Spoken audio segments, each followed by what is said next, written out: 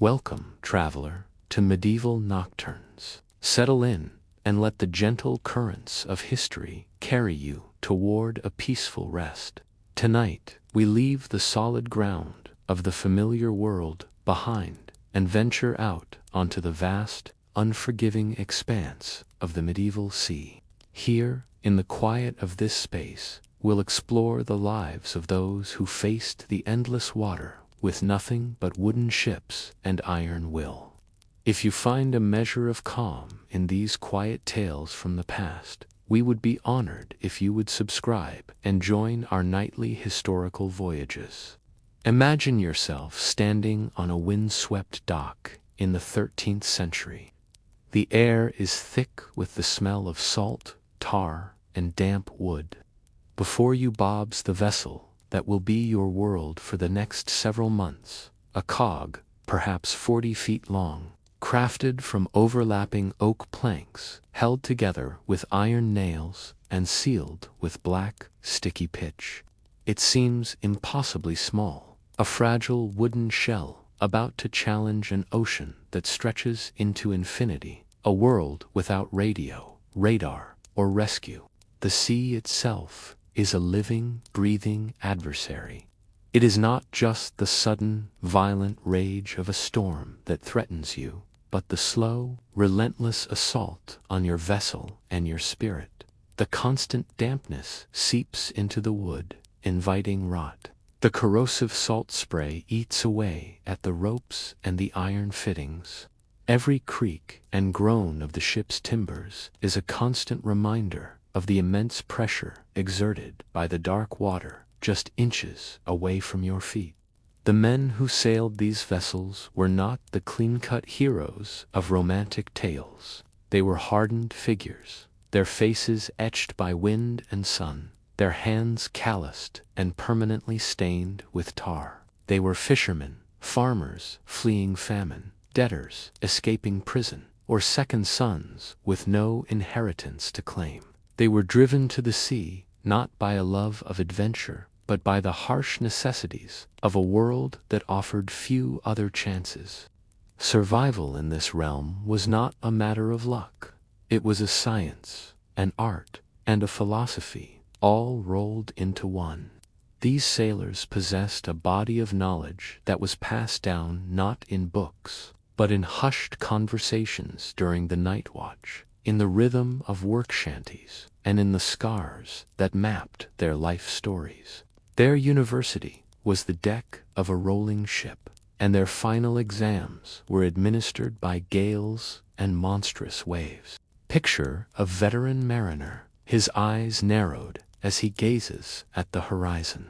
He is not merely looking at the sky. He is reading a complex and vital text, the shape and color of a cloud formation, the specific way the waves curl before they break, the flight pattern of a distant gannet. To him, these are not random occurrences. They are words, sentences, and paragraphs in the great, unfolding story of the weather, providing warnings and promises that are invisible to the untrained eye.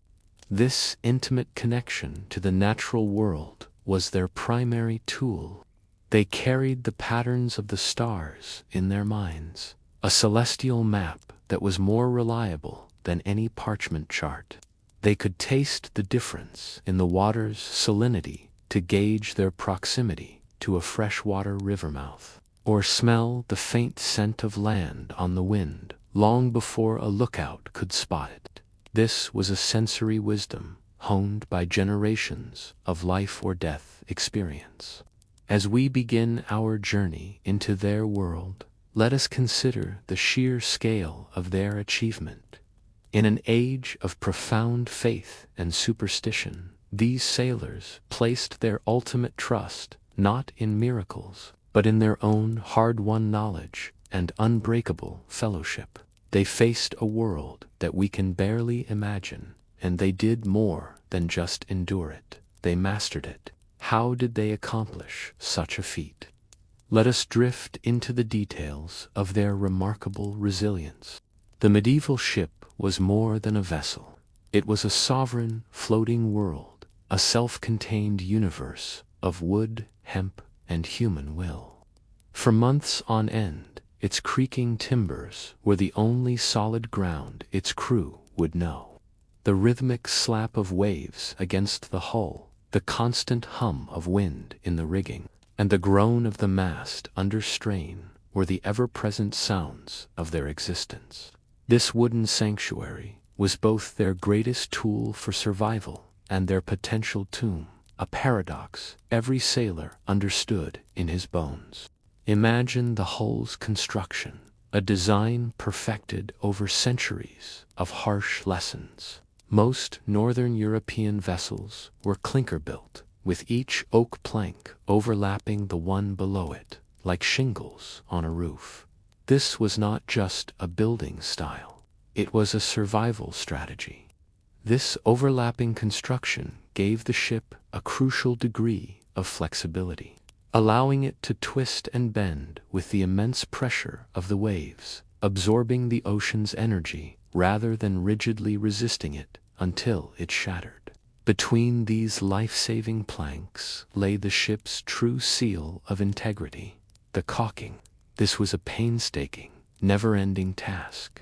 Sailors would hammer oakum, old unraveled rope fibers soaked in sticky, black pine tar, deep into every seam and joint. The pungent, medicinal smell of hot tar was a permanent perfume on any vessel. It was a constant battle against the persistent sea, a defense measured one hammered inch at a time to keep the cold, dark water on the outside.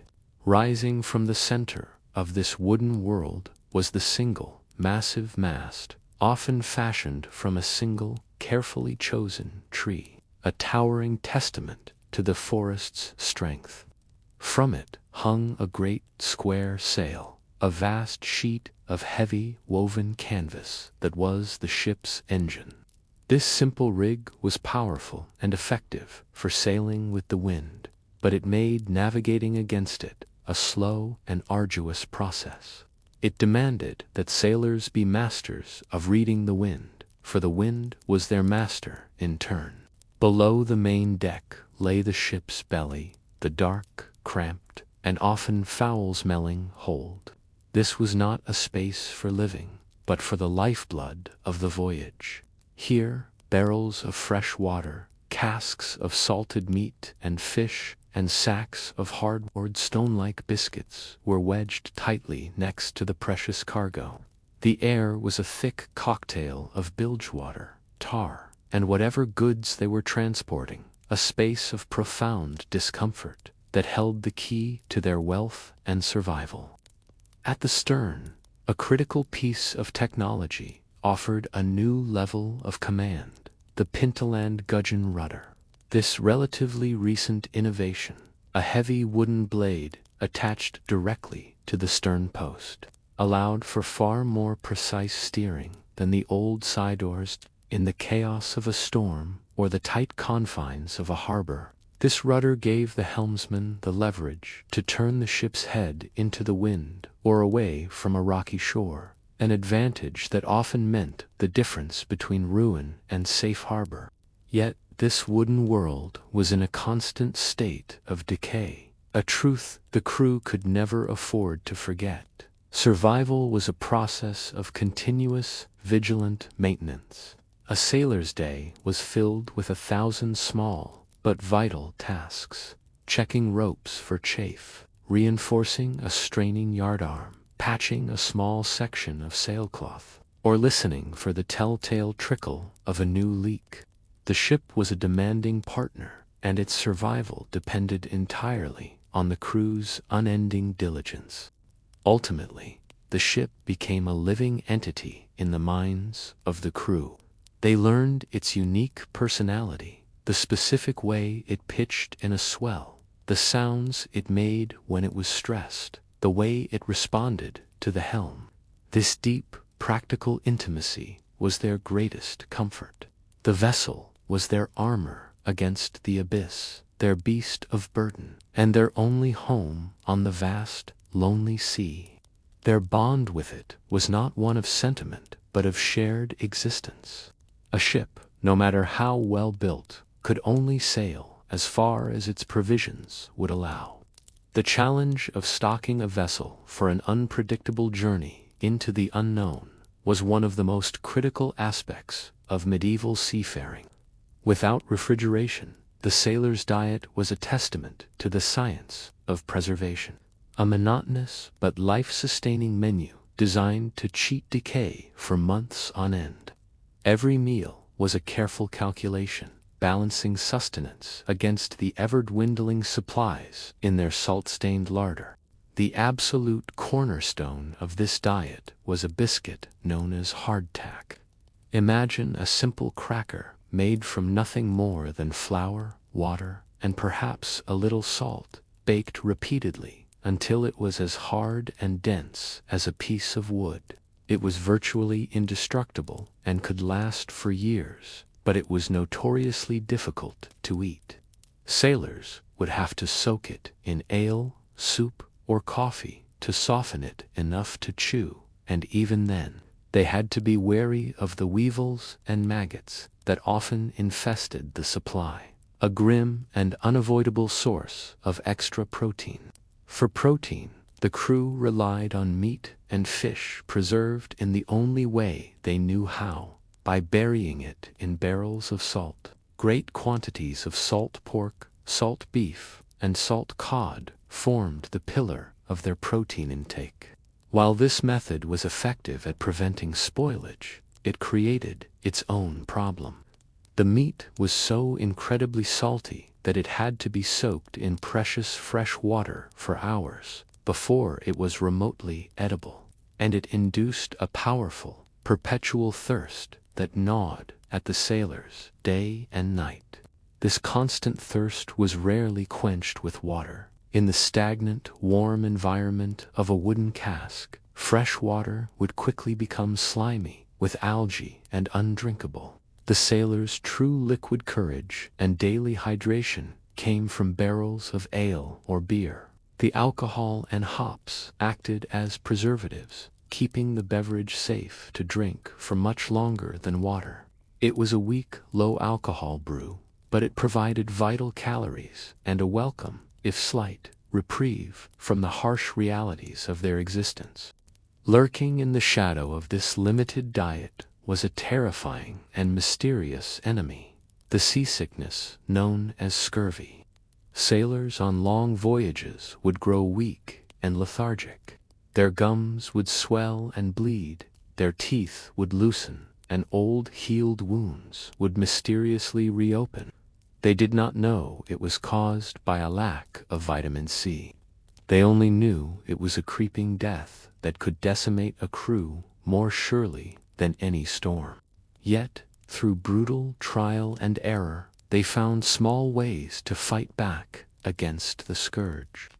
Experienced captains learned that stocking barrels of dried peas, lentils, or onions seemed to keep the sickness at bay for longer. On voyages to the south, they observed that crews who had access to oranges or lemons remained healthier. They didn't understand the science, but they recognized the pattern of survival. And this practical wisdom was passed down as sacred lore. Resourceful crews also learned to forage from the great blue pantry of the sea itself. They were expert fishermen, trailing lines from the stern to catch tuna, mackerel, or whatever else might be following the ship. In calmer waters, they might collect edible seaweed, or, if they were incredibly fortunate, capture a sea turtle, whose fresh meat and blood provided a welcome and vitamin-rich feast that could rejuvenate a weary crew. The act of eating then became a powerful ritual. The monotonous flavor of salt and hardtack was the taste of survival itself. A fresh catch was cause for a genuine celebration, a reminder of nature's bounty, and a powerful boost to morale. Sharing these meager provisions in the cramped and rolling confines of their ship reinforced their shared fate, a small communion that bound them together against the vast, hungry emptiness of the ocean. Once the larder was stocked and the ship deemed seaworthy, the medieval mariner faced his most profound challenge: the vast, featureless expanse of the open sea. Imagine the psychological weight of sailing for weeks on end with no landmarks, no roads, no signs, only the endless blue horizon in every direction. Navigation was not merely a technical skill. It was an act of supreme faith and intricate artistry, the practice of drawing a line across a map that was constantly being erased by the waves. The foundation of this art was a technique known as dead reckoning. This was the process of calculating one's position by estimating the course steered and the distance traveled. To measure speed, a sailor would toss a piece of wood, the log, tied to a knotted rope, into the water from the stern. He would count how many knots on the rope played out over a specific time, measured by a sandglass. This is the very origin of measuring a ship's speed in knots, a term that carries the memory of this simple yet vital procedure. During the day, the sun was their most obvious and reliable compass. Its journey across the sky provided a constant, if approximate, sense of direction. It rose in the east and set in the west, offering fundamental bearings to even the least experienced sailor.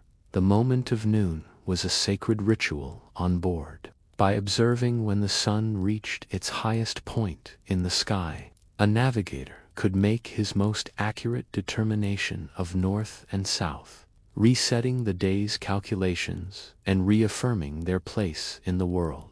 When darkness fell, the heavens transformed into a different kind of map, one of shimmering silver ink. For sailors in the northern hemisphere, one star was paramount: Polaris, the North Star.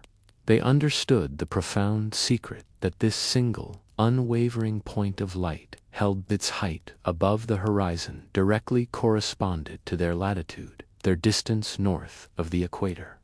On a clear night, a sailor could find his north-south position with remarkable accuracy just by looking at this faithful celestial guide. For more precise measurements, a skilled navigator might possess a mariner's astrolabe.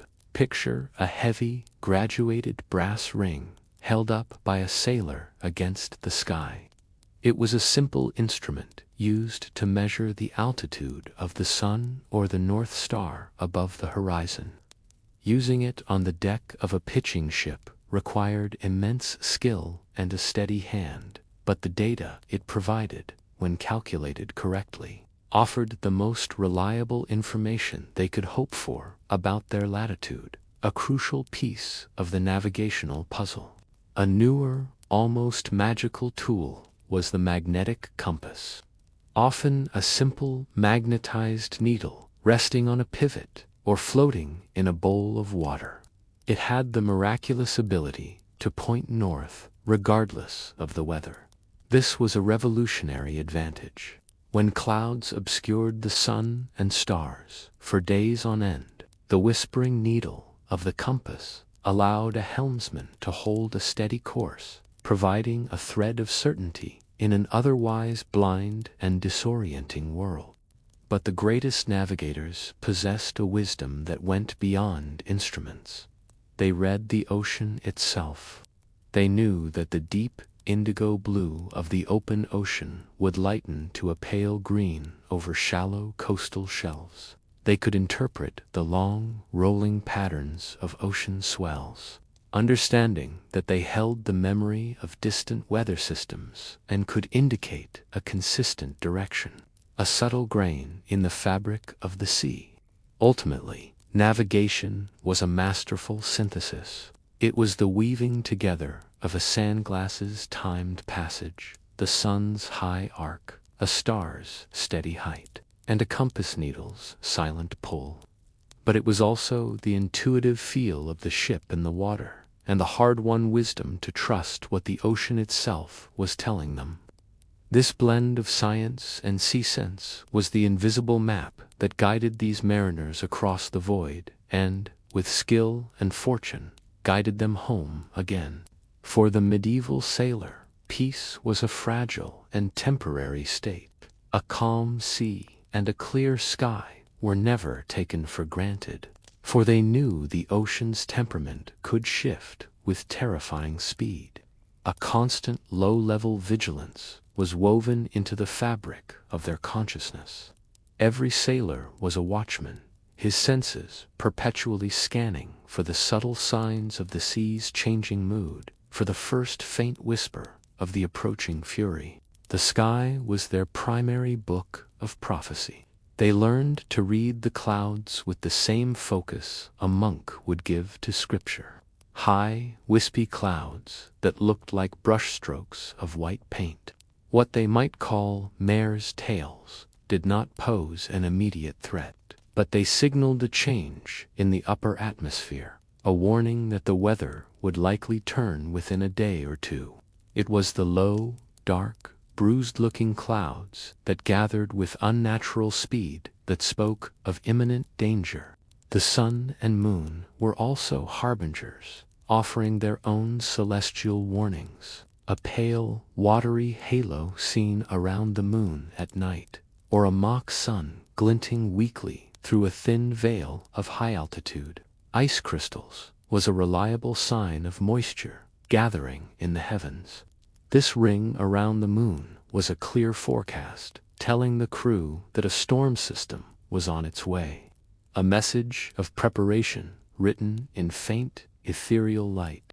The wind was not just a force to be harnessed, but a messenger to be understood. A seasoned mariner could discern far more than just its direction. He could feel a subtle drop in its temperature, a sign of a cold front moving in. He could smell the change, too. A wind that carried the damp, earthy scent of rain from a storm that was still over the horizon was an unmistakable portent of what was to come. Nature provided its own set of living barometers. The behavior of seabirds was watched with intense focus.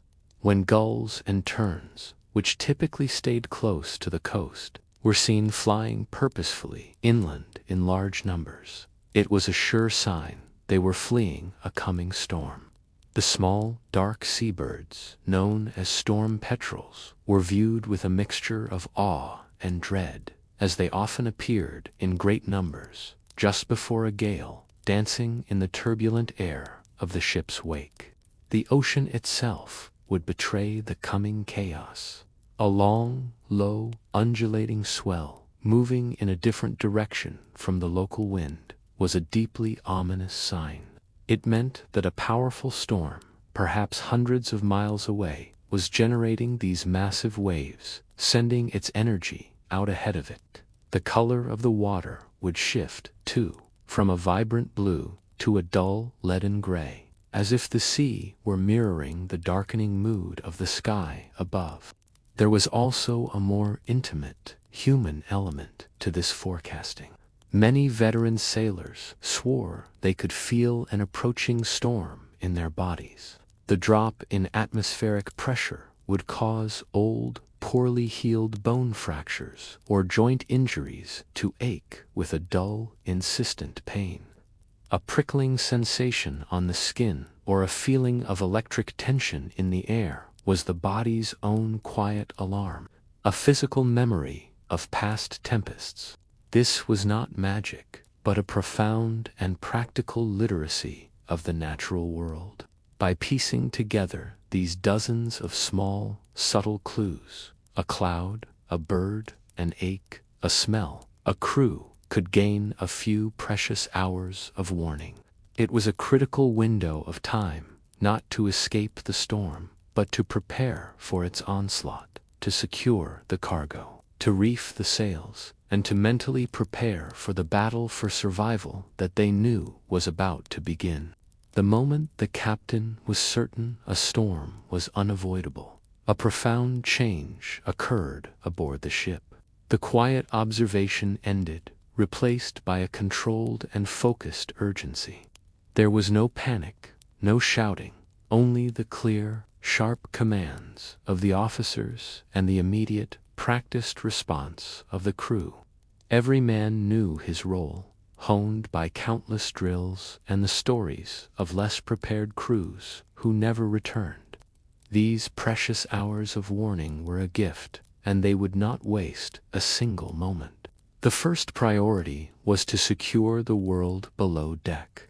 In the dark, cramped cargo hold, men worked swiftly to lash down every barrel, crate, and chest. They understood a terrifying truth in the violent throes of a storm.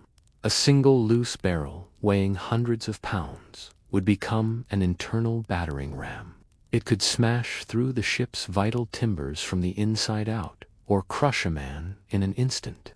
Every item was checked and double-checked, tied down with heavy rope, until the hold was a tightly packed, immovable solid. Simultaneously, the main deck above was cleared for action. Any object not permanently fixed was a potential hazard. Spare coils of rope, buckets, cooking utensils, and loose timber were all swiftly stowed below or tied down with an almost frantic precision. The deck needed to be as clear as possible, not only to prevent valuable equipment from being washed overboard, but to ensure the sailors had sure footing as they fought to control their vessel on a deck that would soon be awash with surging seawater. High above the deck, the most dangerous and critical task began: taming the sails. Experienced sailors would scramble up the rigging, their bodies moving with a practiced grace. Even as the ship began to pitch, they worked to reef the mainsail, tying up sections of the heavy canvas with short ropes to drastically reduce its size. To face a gale with a full sail was suicide. The wind would tear it to shreds in seconds and use its immense power to capsize the ship entirely. In preparation for the most extreme fury, the great square sail would be lowered and secured entirely. In its place, the crew would hoist a small, incredibly tough storm sail.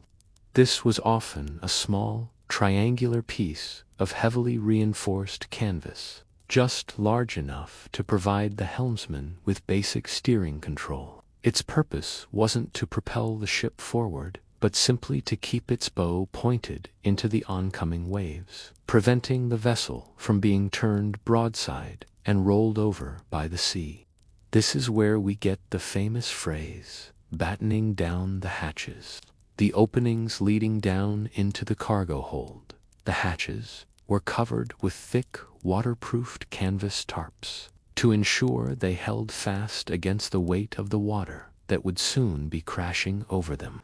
Long wooden planks, or battens, were laid across the tarps and hammered securely into place. This was the final act of sealing their wooden world, turning the ship into a makeshift submarine. The final preparations were a grim but necessary ritual. The strongest and most experienced man was chosen for the helm. Extra ropes were strung along the deck as lifelines for men to cling to. If time allowed, the cook would prepare a hot, substantial meal, knowing it might be the last one they could have for days. It was a moment of quiet resolve, a shared understanding that they had done all they could to prepare. As the first true gusts of the storm began to scream through the rigging, the work was complete. The ship, now stripped down to its bare essentials, rode lower in the water, a compact fortress of wood and will. The crew, braced and ready, were not merely victims waiting for a battering. They were active participants in their own survival, having used their knowledge and foresight to prepare for the great, violent test that was now upon them. The storm did not arrive, it consumed. The world outside the ship dissolved into a maelstrom of gray fury, where the sky and the sea became one violent, churning entity. The wind was no longer a directional force, but a physical presence, a deafening, solid roar that vibrated through the ship's timbers and into the very bones of the crew. Every crash of a wave against the hull sounded like the world splitting apart, a constant, thunderous percussion in a symphony of chaos. The motion of the ship became a brutal, relentless ordeal. It was no longer sailing on water, but climbing, moving mountains. The vessel would rise at an impossible angle up the face of a colossal wave, hanging for a terrifying moment at its peak with a view of nothing but a landscape of raging water. Then it would plummet sickeningly into the trough on the other side, a deep valley between waves where the wind would momentarily vanish, only to return with even greater force as the next liquid mountain bore down on them. Soon, the deck was no longer a place for men to stand, but a riverbed for the ocean itself. Waves of solid green water, not just spray, but the very substance of the sea, crashed over the bow, sweeping across the deck with incredible force. A single one of these waves could weigh several tons, enough to smash anything or anyone in its path. Now the crew understood why they had cleared the decks and strung lifelines. Their world had been reduced to a few precious handholds against the deluge. At the stern, the helmsman was engaged in a primal battle, lashed to his post to keep from being washed away. He fought the massive tiller with every ounce of his strength. His task was monumental: to keep the ship's nose pointed directly into the oncoming waves. If he allowed the ship to turn broadside, even for a moment, the next wave would catch it, roll it over, and send it plunging into the abyss. His focus had to be absolute, his endurance superhuman. When the storm became too violent to fight directly, a master mariner would employ a technique of profound nautical wisdom called heaving to. It was a counterintuitive act of surrender and control. By carefully balancing the small storm sail against the rudder, the ship could be made to ride at a steady angle to the waves, drifting slowly with the storm rather than fighting it. It was a way of teaching the ship to dance with the hurricane's fury, conserving the crew's strength and minimizing stress on the vessel. Meanwhile, a different battle was being fought in the dark, cramped belly of the ship. No matter how well sealed, the immense pressure of the sea would force water through every tiny crack. The grim, exhausting work of manning the bilge pumps began. In near total darkness, crews of men worked in relentless shifts, the rhythmic clank and slosh of the pump providing a desperate heartbeat against the storm's roar. This was a fight against a slow, internal drowning. The psychological strain was immense. For days, there was no difference between night and day, only varying shades of roaring, gray chaos. Sleep was impossible, snatched in brief, shivering moments of exhaustion. The constant, violent motion and the unending noise created a sensory overload that could break the strongest mind. Fear was a constant companion, a cold presence that had to be continuously pushed aside by the sheer necessity of the next task. This was not a battle that lasted for minutes or hours. A medieval storm could trap a ship for the better part of a week. Survival was a marathon of endurance, a test of the crew's collective will.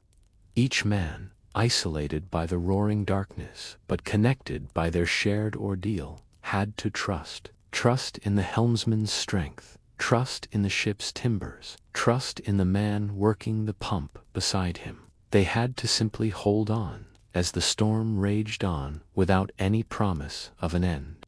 Then, as gradually as it began, the fury started to recede. The wind's deafening roar subsided into a mournful howl, then a low moan, and finally an exhausted sigh. The mountainous waves flattened into long, rolling swells, Cracks of pale, watery light appeared in the thick cloud cover, and for the first time in days, the crew saw a sliver of blue sky. A profound, bone-deep silence, broken only by the creaking of the ship and the sloshing of water, descended upon their world. It was the quiet of survival. Slowly, stiffly, the sailors emerged from below deck, blinking in the strange new light. They stepped into a scene of utter devastation. The proud sail was now a collection of tattered ribbons hanging from the yardarm. A section of the railing was splintered and gone, and the deck was a chaotic tangle of frayed ropes and debris. Their strong, solid ship now looked like a wounded beast, battered and broken, but crucially, still afloat. It was a moment of grim inventory. The relief was short-lived. A cry from below deck cut through the quiet. The rhythmic work at the bilge pumps had become more frantic. The storm, in its final throes, had sprung a plank. A seam had opened somewhere below the waterline. The immediate enemy was no longer the raging wind, but the quiet, relentless invasion of the sea itself. They had survived the ocean's anger. Now they had to survive its patient, creeping embrace. This called for a desperate and ingenious act of seamanship. To patch a leak from the outside, they would prepare a futhering patch. A large section of spare canvas would be slathered with a foul-smelling mixture of sticky tar, greasy animal fat, and oakum fibers. Using a complex system of ropes, the crew would then work together to drag this heavy, sticky sheet under the hull, hoping the immense pressure of the water would suck the patch against the hull and slow the leak. While the crew worked on the futhering patch outside, the ship's carpenter became the most important man aboard, working by the flickering light of a single lantern. Often waist-deep in cold seawater in the bilge, he would fight the leak from the inside. He would hammer soft wooden wedges and plugs into the broken seam, or try to nail a lead sheet over the damaged area. His every hammer blow was a strike against the encroaching ocean. Above deck, the damage to the rigging required its own form of desperate creativity. A cracked mast or a splintered yardarm had to be rigged. Using spare spars and an immense quantity of rope, the sailors would create a splint, binding the broken pieces of wood together to create a functional, if ugly, temporary repair. This was essential, for without a mast, they could not raise even a small sail to limp towards the nearest shore. The ship was not the only thing that was wounded. The storm had left its mark on the men. A sailor with a broken arm, another with a deep gash from a flying piece of debris, and all of them suffering from profound exhaustion and exposure. The grim work of setting bones, stitching wounds with a needle and thread, and rationing a small amount of ale to warm the coldest men was as vital to their survival as patching the hull. The heroic battle was over. Now began the long, quiet, and arguably harder struggle. They were a crippled ship, crewed by exhausted men, far from home, and likely lost. Their supplies had been consumed by the extra days at sea. The adrenaline of the fight was replaced by the cold, clear reality of their predicament. Their will to survive now had to be channeled into the slow, patient, and aching work of rebuilding their broken world, one rope and one plank at a time. After the storm's unrelenting violence, the silence that followed was a heavy and unsettling blanket. The roar that had filled every waking and sleeping moment was gone, replaced by the ship's own wounded sounds. The mournful creak of the jury-rigged mast, the steady, rhythmic slosh of the bilge pumps, and the worried, hushed whispers of the men. The vast, calm ocean no longer felt like a battlefield, but a boundless, liquid desert in which they were utterly, terrifyingly alone. In his small, damp cabin, the captain and his officers performed a grim and silent audit. This was a new kind of damage assessment. With a piece of charcoal on parchment, they counted the remaining resources. So many barrels of water, tainted but drinkable. So many sacks of hardtack, many of them spoiled by seawater. So many casks of salted meat. The numbers told a stark and unforgiving story. Their survival would not be measured in days, but in mouthfuls. The captain gathered the crew on the battered deck. His voice was steady, betraying none of the fear that must have gripped him. He announced the new law of the ship. Rations would be cut to the absolute minimum, 1 biscuit per man per day, a single cup of water in the morning, and another in the evening. There was no argument, only a quiet, grim acceptance. This was no longer a trading voyage. It was a slow, calculated race against starvation, a test of discipline that began in the hollow ache of their stomachs. With the prospect of many more weeks at sea, the ghost of scurvy, which had been kept at bay, returned with a vengeance. The men felt it in the dull ache of their joints, and saw it in the pale complexion of their shipmates. They would look at their own hands, their own gums, searching for the telltale signs of the disease. It was a silent, internal clock, ticking down as their bodies were slowly starved of the nutrients that kept them whole. With the ship crippled and barely able to move under its small, patched sail, a new enemy emerged: idleness. The hard, constant labor that had once filled their days was gone. Now there was too much time to think, time to remember the warmth of a home they might never see again, time to stare at the empty horizon and let despair take root. A wise captain knew he had to invent work, any work, recoiling ropes, scrubbing planks, mending clothes, to keep the men's hands and minds occupied, to fight off the lethargy that was the cousin of hopelessness. In this profound quiet, the storyteller became the most essential man on the ship, more important even than the carpenter or the navigator. An old sailor, his face a map of past voyages, would be called upon to speak. He would not tell tales of monsters or magic, but of survival.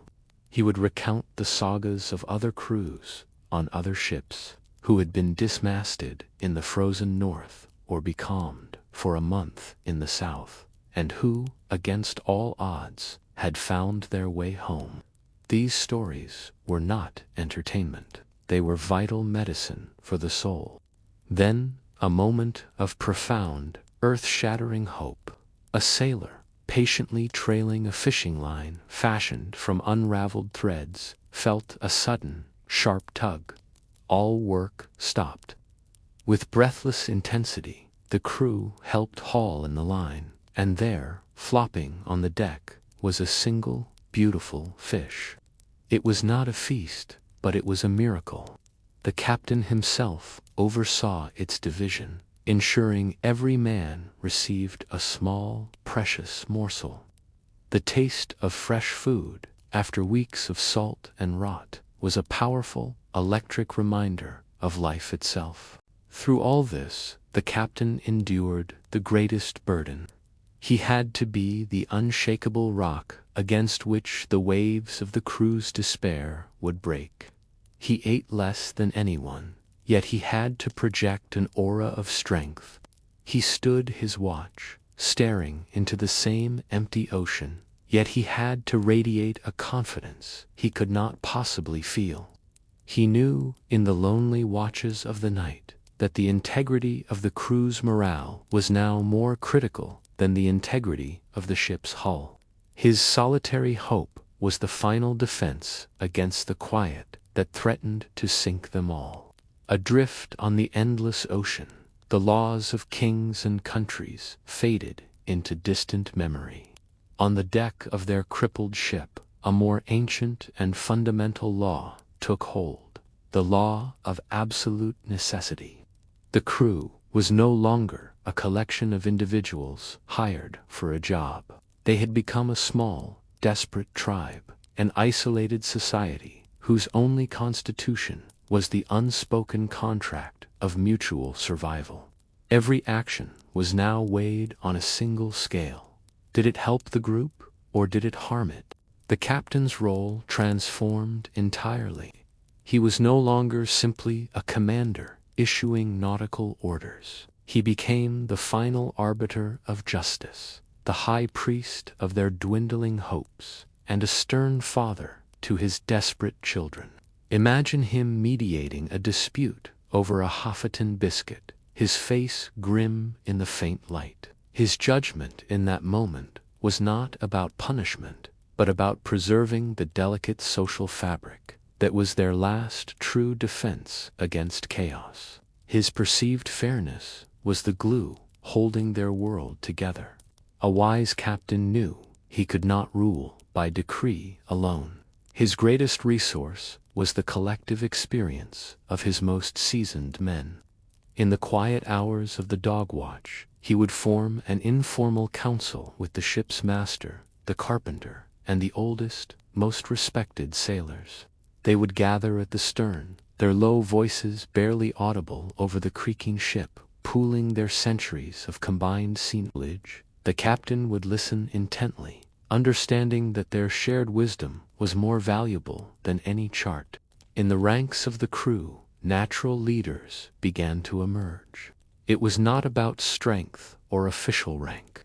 It was the quiet man who discovered a way to fashion better fishing hooks from a piece of wire. It was the young sailor with a quick wit who could make a joke that sparked a flicker of laughter among the gaunt faces. It was the veteran who, without being asked, would share his own water ration with a crewmate feverish from scurvy. These small acts of leadership knitted the crew together from the bottom up. Shared rituals, no matter how grim, became anchors of sanity. The daily distribution of the meager rations was performed with a solemn, almost religious ceremony.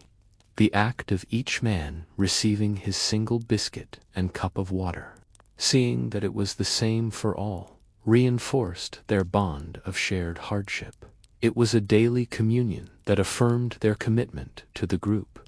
There were no special privileges. Their suffering, like their ship, was shared equally. But what happened when a man broke? When despair became too heavy a burden for one soul to bear. The crew had to deal with this delicate crisis with a sad, practical wisdom.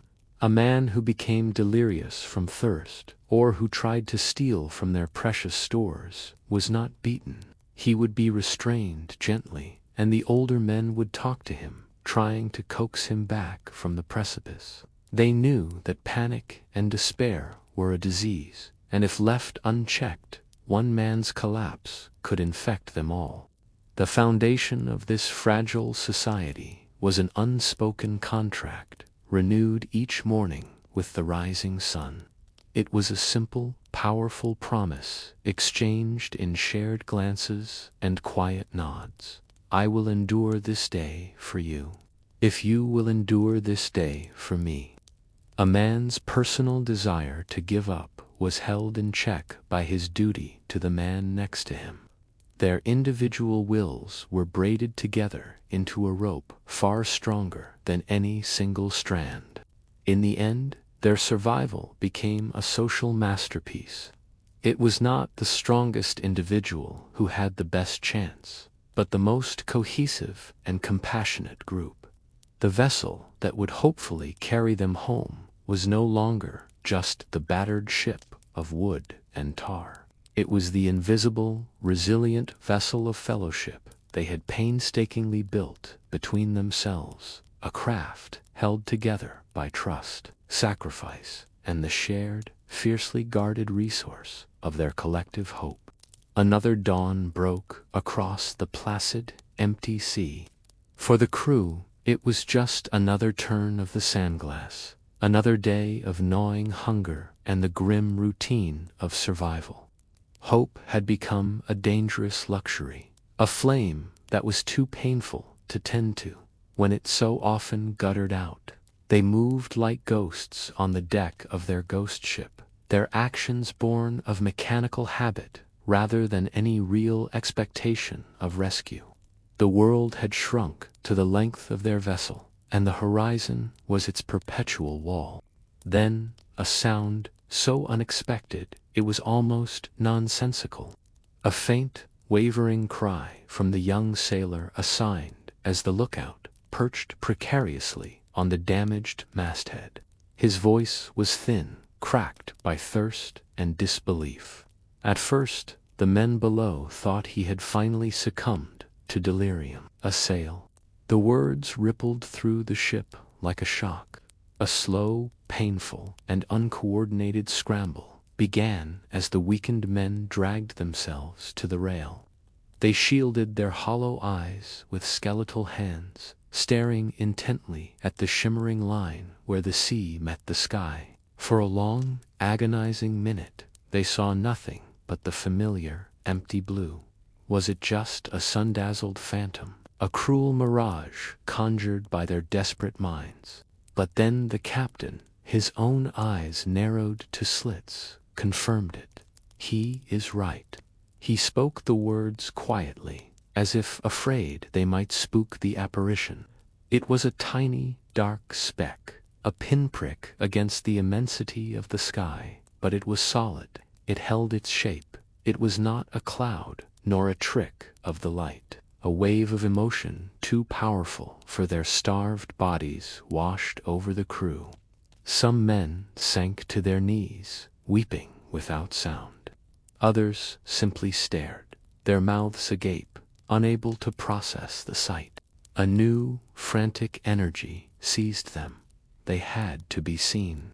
But how? Their signal flags were long gone, shredded by the storm. Their voices were too weak to carry across the water. The captain ordered them to hoist a tattered piece of a blanket up the jury-rigged mast, a pathetic excuse for a flag of distress. Now began the most exquisite torture of all, the waiting. They watched the distant speck with an intensity that burned their eyes. Every man's soul was focused on that single point. Was it drawing closer, or was it maintaining its course, oblivious to their existence? To see salvation so close, only to have it sail past, would be a cruelty far worse than the storm itself. Minutes stretched into agonizing eternities, and then a collective, breathless gasp went through the crew. The speck was changing. It was growing, slowly, almost imperceptibly, but undeniably, it had altered its course. It was coming for them. They had been seen. The realization was not a shout of triumph, but a deep, shuddering sigh of release. The immense tension they had lived with for months began to drain away, leaving them so weak they could barely stand. As the rescuing ship drew near, it transformed from a speck into a real, solid vessel, with its own sails full of wind and its own crew moving on its decks. To the starved and broken men on the crippled ship, it was the most beautiful sight they had ever witnessed. It was not merely a ship of wood and canvas. It was the entire living world sailing towards them. It was food. It was water. It was safety. It was the end of their long, terrible ordeal. The rescue ship pulled alongside, its clean lines and taut rigging a stark contrast to their own skeletal wreck. For a long moment, the two crews simply stared at each other across the chasm of a few feet of water, a gulf that represented two different universes.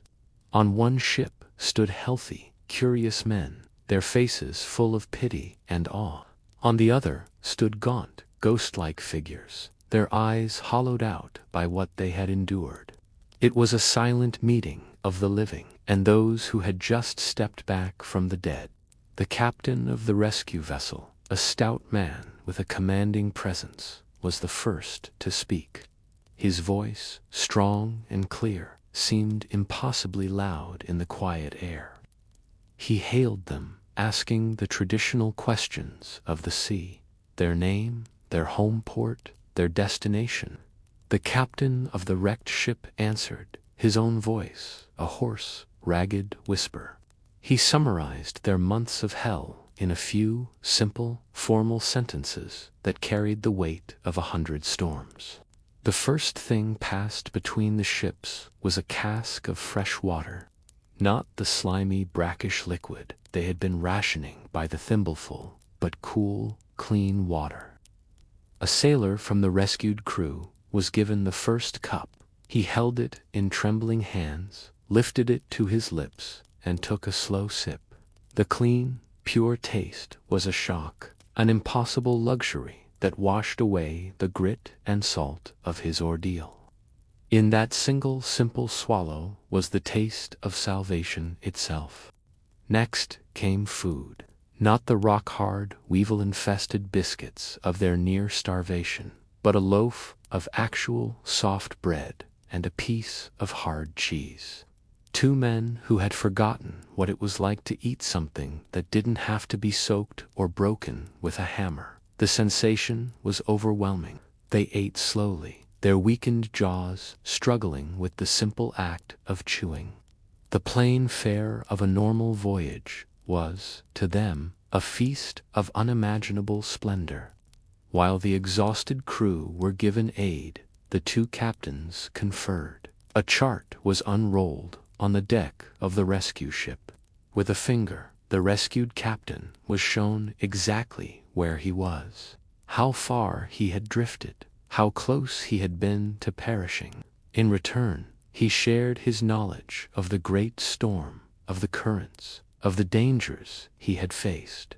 It was the ancient, vital tradition of the sea, the sharing of knowledge so that others might survive. A decision was quickly and quietly made. The wrecked ship, with its sprung planks and jury-rigged mast, was too damaged to be saved. It was a waterlogged tomb, and to remain with it was to risk disaster. The rescued crew would abandon their vessel, taking only the few meager personal belongings they had left. Their world, which had been their prison and their protector, was now to be given back to the sea. One by one, the gaunt men were helped across to the deck of the healthy ship. The last man to leave was the captain, who paused and looked back at the battered hull that had carried them through the abyss. He felt a strange pang of sadness. That broken vessel had been the site of their deepest suffering, but it had also been their steadfast companion. They were leaving a piece of their own history to drift away on the endless water. Wrapped in clean, dry blankets on the deck of their new home, the survivors felt the strong, steady motion of a well-found ship moving purposefully through the water. They were surrounded by the normal sounds and smells of a living vessel. For the first time in months, the burden of survival was not on their shoulders. They did not need to watch the sky, or work the pumps, or measure the rations. They could simply rest. As the rescue ship carried them towards the promise of land, they could finally, truly, let go. Days later, a new cry came from the lookout, but this one was different. Land ho! After months of staring at an empty horizon, the sight of a solid green coastline was an unbelievable, almost frightening spectacle. The land seemed impossibly still, impossibly real. Two eyes accustomed to the endless motion and monotonous blue of the sea. The stability of the shore was a profound and disorienting shock.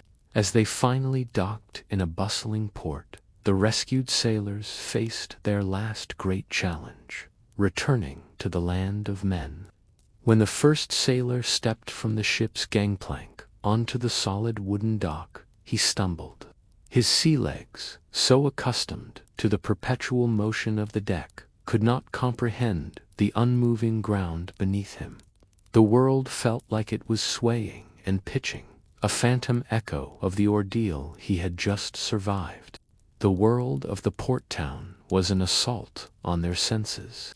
After the stark, clean smell of salt and tar, the air here was thick with the unfamiliar scents of damp earth, wood smoke, livestock, and baking bread.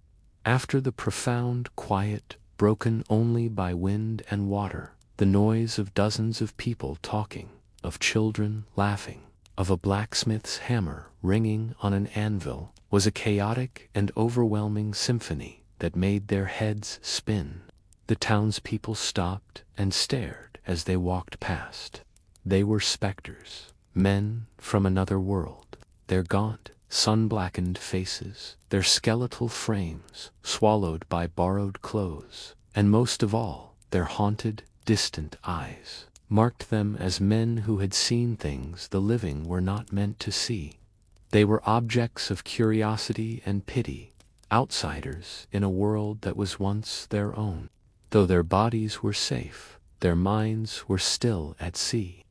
At night, lying in a soft bed that did not move, they could still feel the phantom rocking of the ship. The sound of a sudden rainstorm against a window pane could send a jolt of pure, instinctual panic through them. They had brought the ghost of the ocean ashore with them, and they knew it would be a part of them forever. The sea had left its indelible mark, not just on their bodies, but on their souls. The only place they found true understanding was in the company of other sailors. The rescued crew would gather in the dark corners of waterfront taverns, finding solace among other men with wind-scoured faces and the same far-seeing look in their eyes. Here, over a cup of cheap ale, they could speak of their experience, or more often, sit in a shared, comfortable silence, knowing that no words were necessary. Their tale, like countless others from the medieval seas, is a quiet testament to the depths of human endurance. It is a story written in rope burns, faded scars, and the memories of an unforgiving ocean. If these gentle explorations of the past bring you a measure of peace and stillness, consider subscribing to Medieval Nocturnes. Join us as we continue to navigate the sleeping corners of history together. As we now drift towards our own quiet harbors of sleep, let us remember not only this crew that survived, but the thousands of others whose stories have no ending. For every vessel that was rescued, countless more simply vanished, their tales of struggle and fellowship lost to the silent, unwritten history of the deep.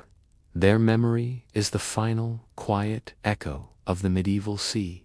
The sea's natural fury, as we have seen, was a relentless and terrifying adversary. But for the medieval merchant sailor, there was another predator that haunted the lonely trade routes, a predator with human cunning, greed, and cruelty. The fear of a storm was a fear of the awesome, impersonal power of nature. The fear of a pirate, however, was something else entirely. It was a cold, sharp, and deeply personal dread. It would begin, as so many dangers did, as a speck on the horizon. But an experienced captain would watch this speck with a different kind of anxiety. He would note its speed and its direction. Perhaps it rode unusually high in the water, a sign that it was empty of cargo and built for speed, not for trade. Or perhaps, as it drew nearer, it would hoist a flag that was not of any known kingdom, or worse, a stark, blood-red sail, an unambiguous declaration of violent intent. The atmosphere on deck would shift from weary vigilance to a tense, electric alarm. The crew, who had faced down mountainous waves, now felt a different kind of fear. A storm could be battled with seamanship and endurance. But pirates were a thinking enemy. They could not be reasoned with or predicted by the clouds. This was the fear of the blade, of capture, of being sold into slavery in a distant, forgotten port. The captain of a merchant cog, or carrack, faced an immediate and desperate dilemma.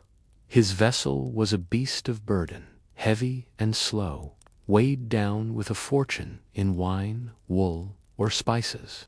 The pirate ship was a wolf, lean and fast, designed for one purpose, the chase. To flee was often futile, a desperate race against a faster predator. To fight was to pit a handful of poorly armed sailors against hardened professional raiders.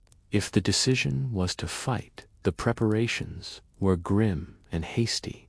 Medieval sailors were not soldiers. They would scramble to unearth the few weapons kept on board, a handful of swords, some wood axes from the carpenter's stores, and perhaps a few bows for those who knew how to use them.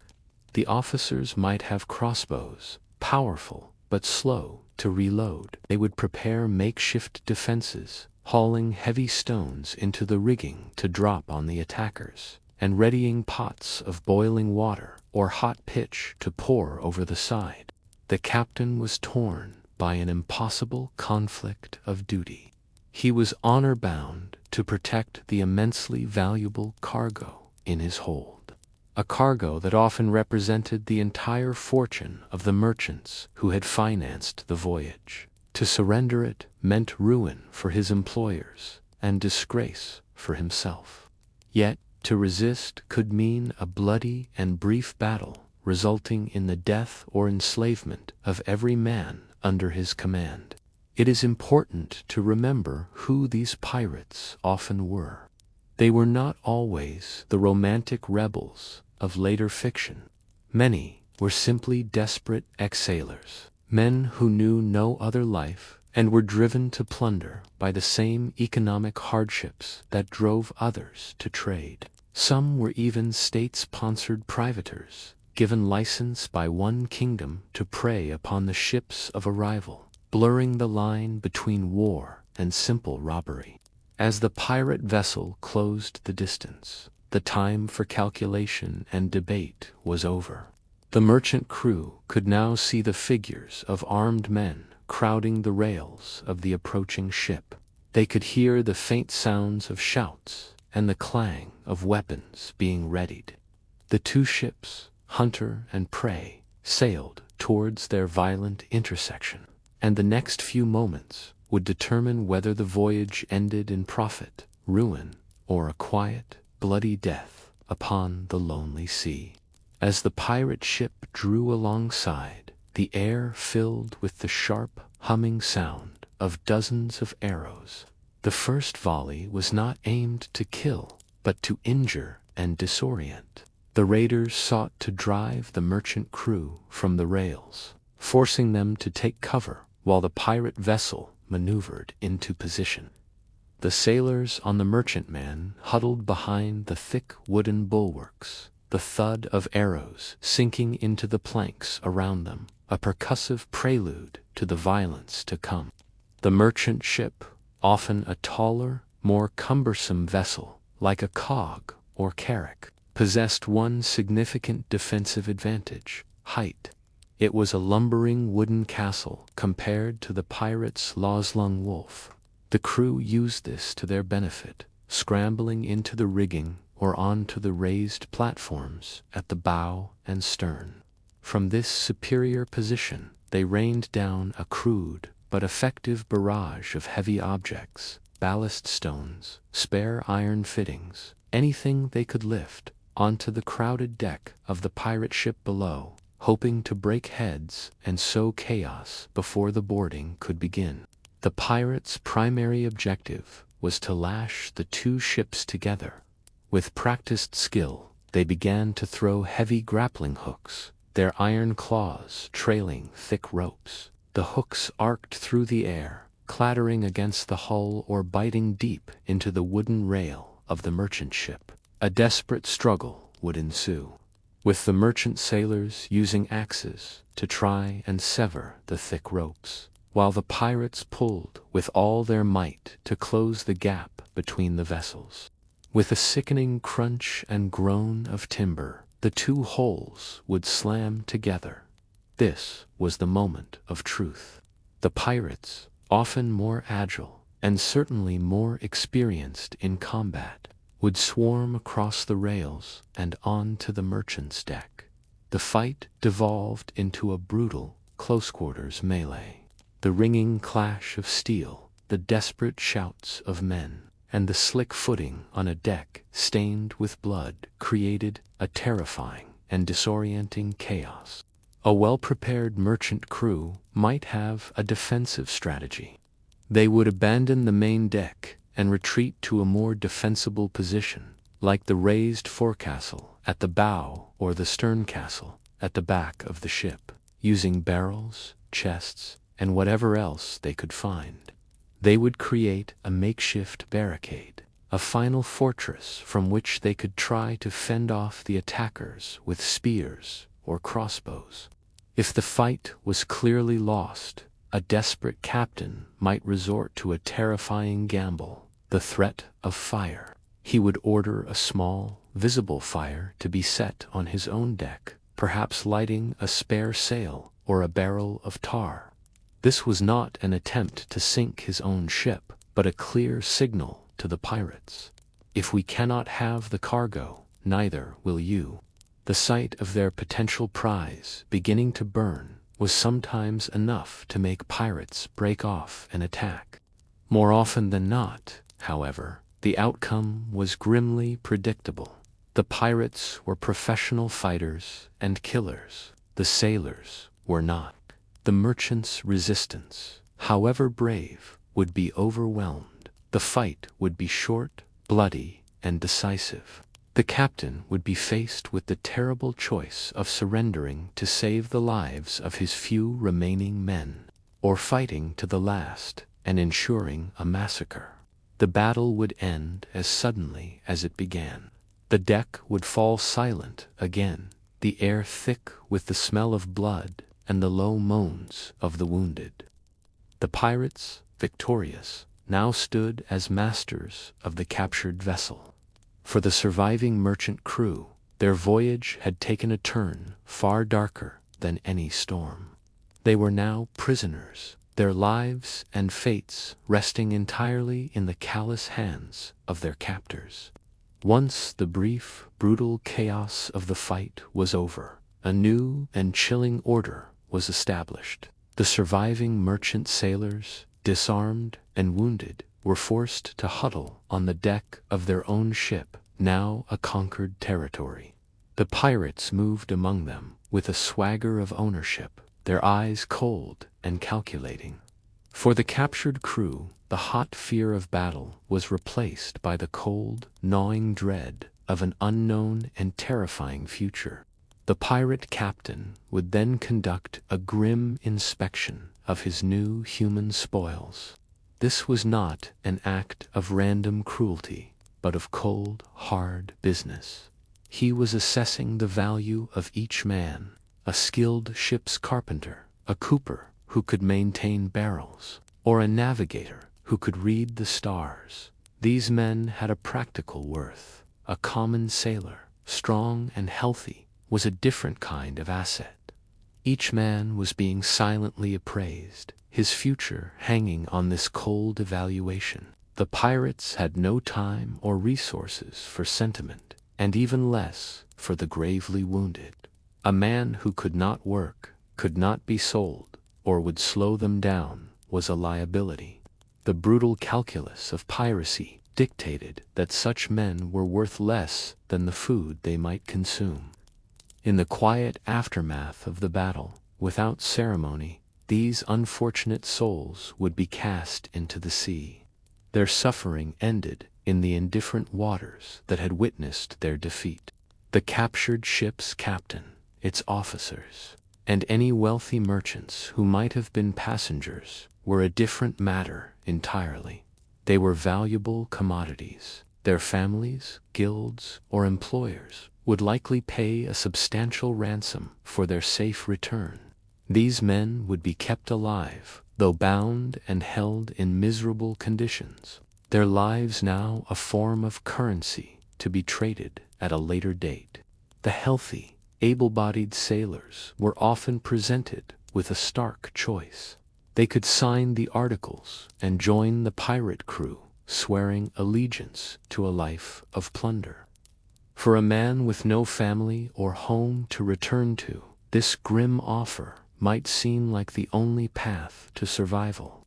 But for most, it was a horrifying choice between becoming a predator like their captors, or facing an even worse fate. For the common sailors who refused to join the pirates and were not deemed important enough for ransom, the future was bleak. They were destined for the slave markets that dotted the coastlines of the Mediterranean and beyond. They would be transported to a pirate haven, a place like the Barbary Coast, and sold like livestock to the highest bidder. Their life as seamen was over, replaced by a life of hard, forced labor under a new master in a strange land. Once the pirates had finished plundering the captured vessel, transferring its cargo, its sails, its ropes, and any food and water, the empty ship itself became a liability. To leave it afloat was to leave evidence of their crime. The final act was often to scuttle the vessel.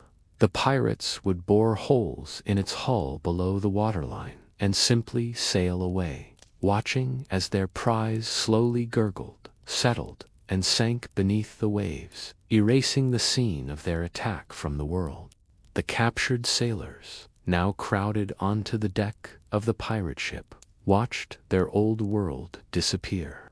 They were sailing away from the site of their defeat towards an unknown but terrifying future. The sea, which had been their livelihood and their adversary, had now delivered them into a new kind of prison, one built not of wood and tar, but of human cruelty. Their ordeal had just begun.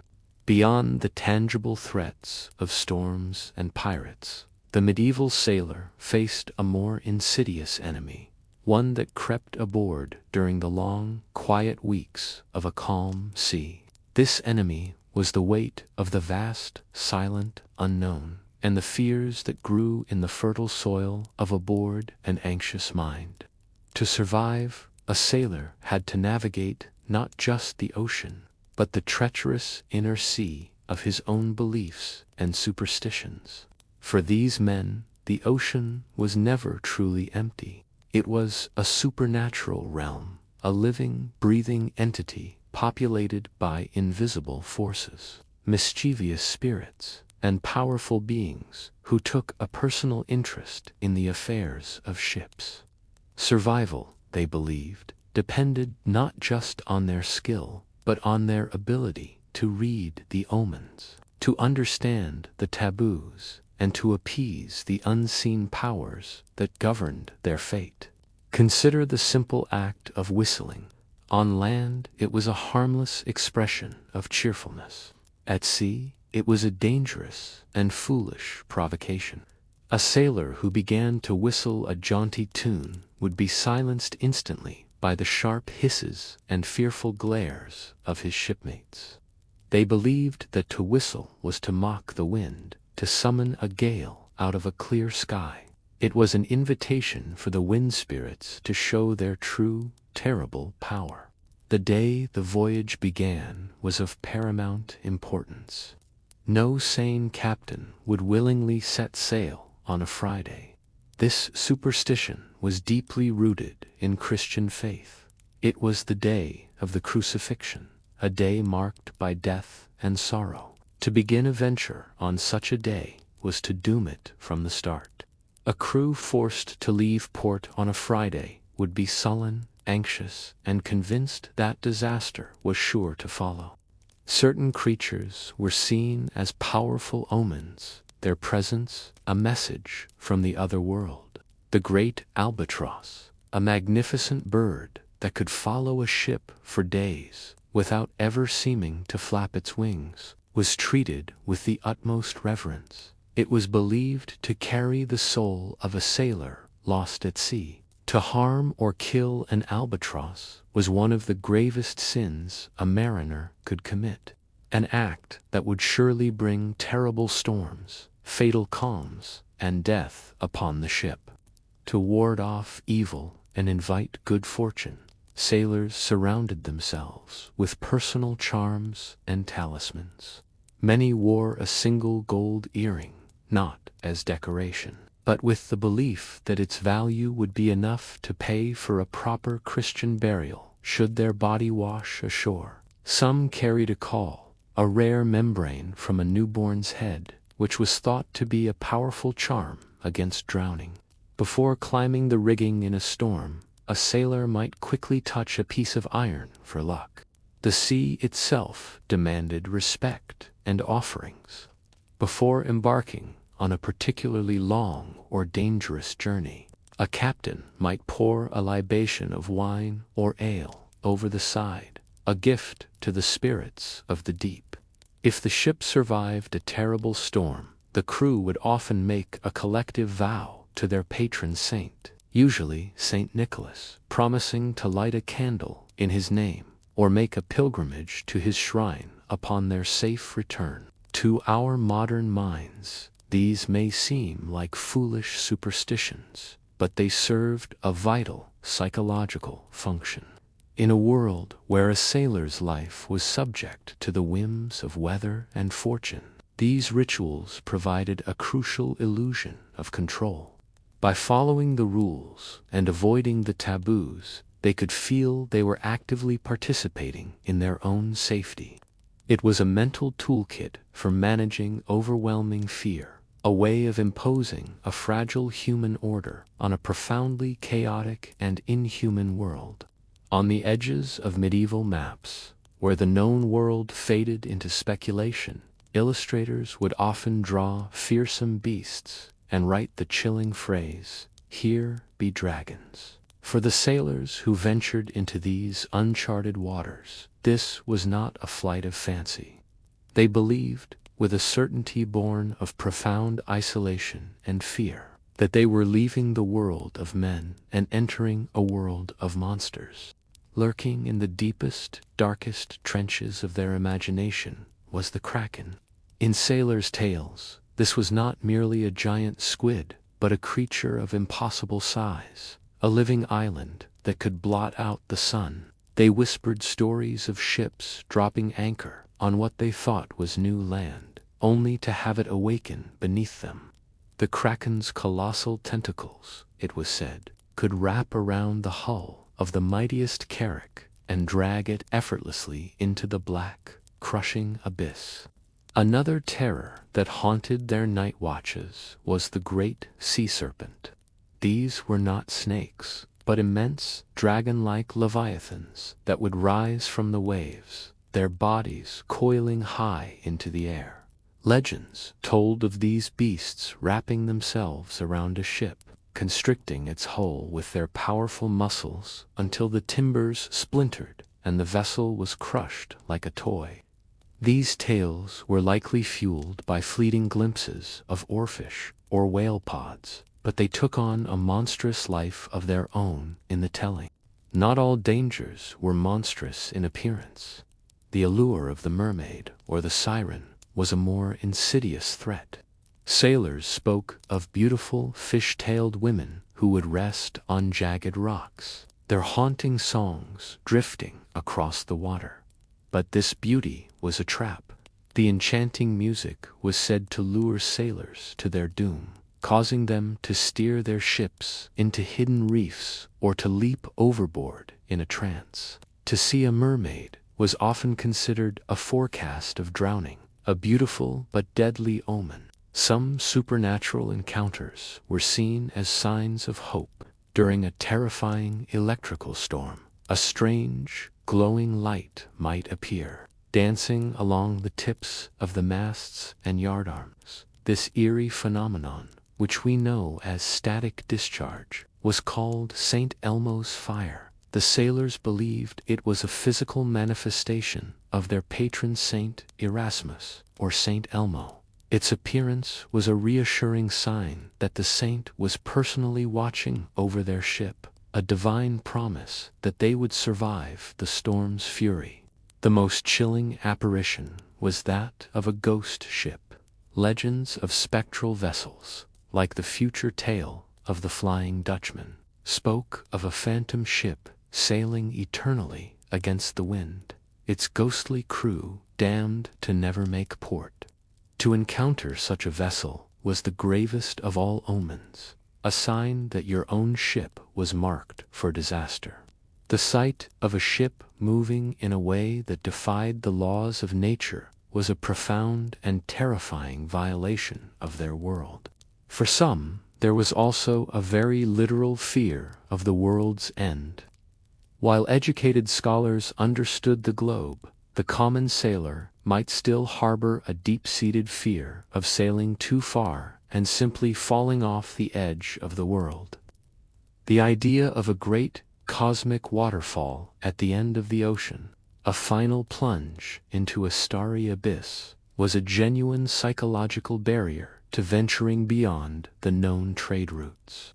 These stories of krakens, serpents, and ghosts were more than just sea shanties. They were a way for sailors to map their own fears. The vast, unknowable, and crushing power of the ocean was too immense to comprehend. By giving that formless dread the shape of a monster, they could make it something tangible. A monster could be fought, or prayed against, or avoided.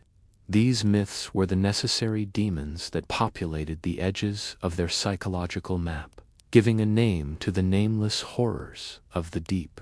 For a man who lived his life surrounded by an endless expanse of water, the medieval sailor held a deep and paradoxical fear. It was not the fear of drowning, but of its opposite, fire. On a vessel made of wood, sealed with flammable tar, and powered by canvas sails, a single, careless spark was a far more immediate and terrifying threat than any storm. The red flower, as some sailors poetically called it, could bloom and consume their entire world in a matter of minutes. The heart of this constant danger was the ship's galley. This was not a room, but a simple firebox on the open deck, a shallow wooden crate filled with sand and stones. On this small, insulated island, a carefully controlled fire was built to cook the crew's meager meals. The cook was not just a preparer of food, he was the guardian of the flame, and his work was governed by the strictest rules. His fire extinguished at the first sign of rough weather. Below deck, in the suffocating darkness of the hold and sleeping quarters, light was a dangerous necessity. The crew used lanterns that burned tallow or oil, or crude candles that sputtered and smoked. In the constant motion of the ship, a dropped lantern or a candle knocked from its holder was a ticking bomb. A spill of burning oil onto dry bedding, or a spare roll of canvas, could erupt into an uncontrollable inferno in seconds. The entire ship was, in essence, a perfectly constructed tinderbox. The oak planks of the hull were baked dry by the sun. The hemp ropes of the rigging were coated in flammable tar to protect them from the water. The sails themselves were vast sheets of dry, combustible cloth. The sailors lived and worked inside a structure that was just waiting for a single mistake to become their funeral pyre. No cry inspired more pure, primal terror on a ship than the shout of fire. It was a sound that cut through any activity, overriding the fear of storms or pirates. A storm gave you time to prepare. A pirate might be reasoned with or fought. A fire, however, was a relentless, internal enemy that grew with every passing second, threatening to devour their only refuge from the deep. When the alarm was raised, the crew would launch into a desperate, practiced battle.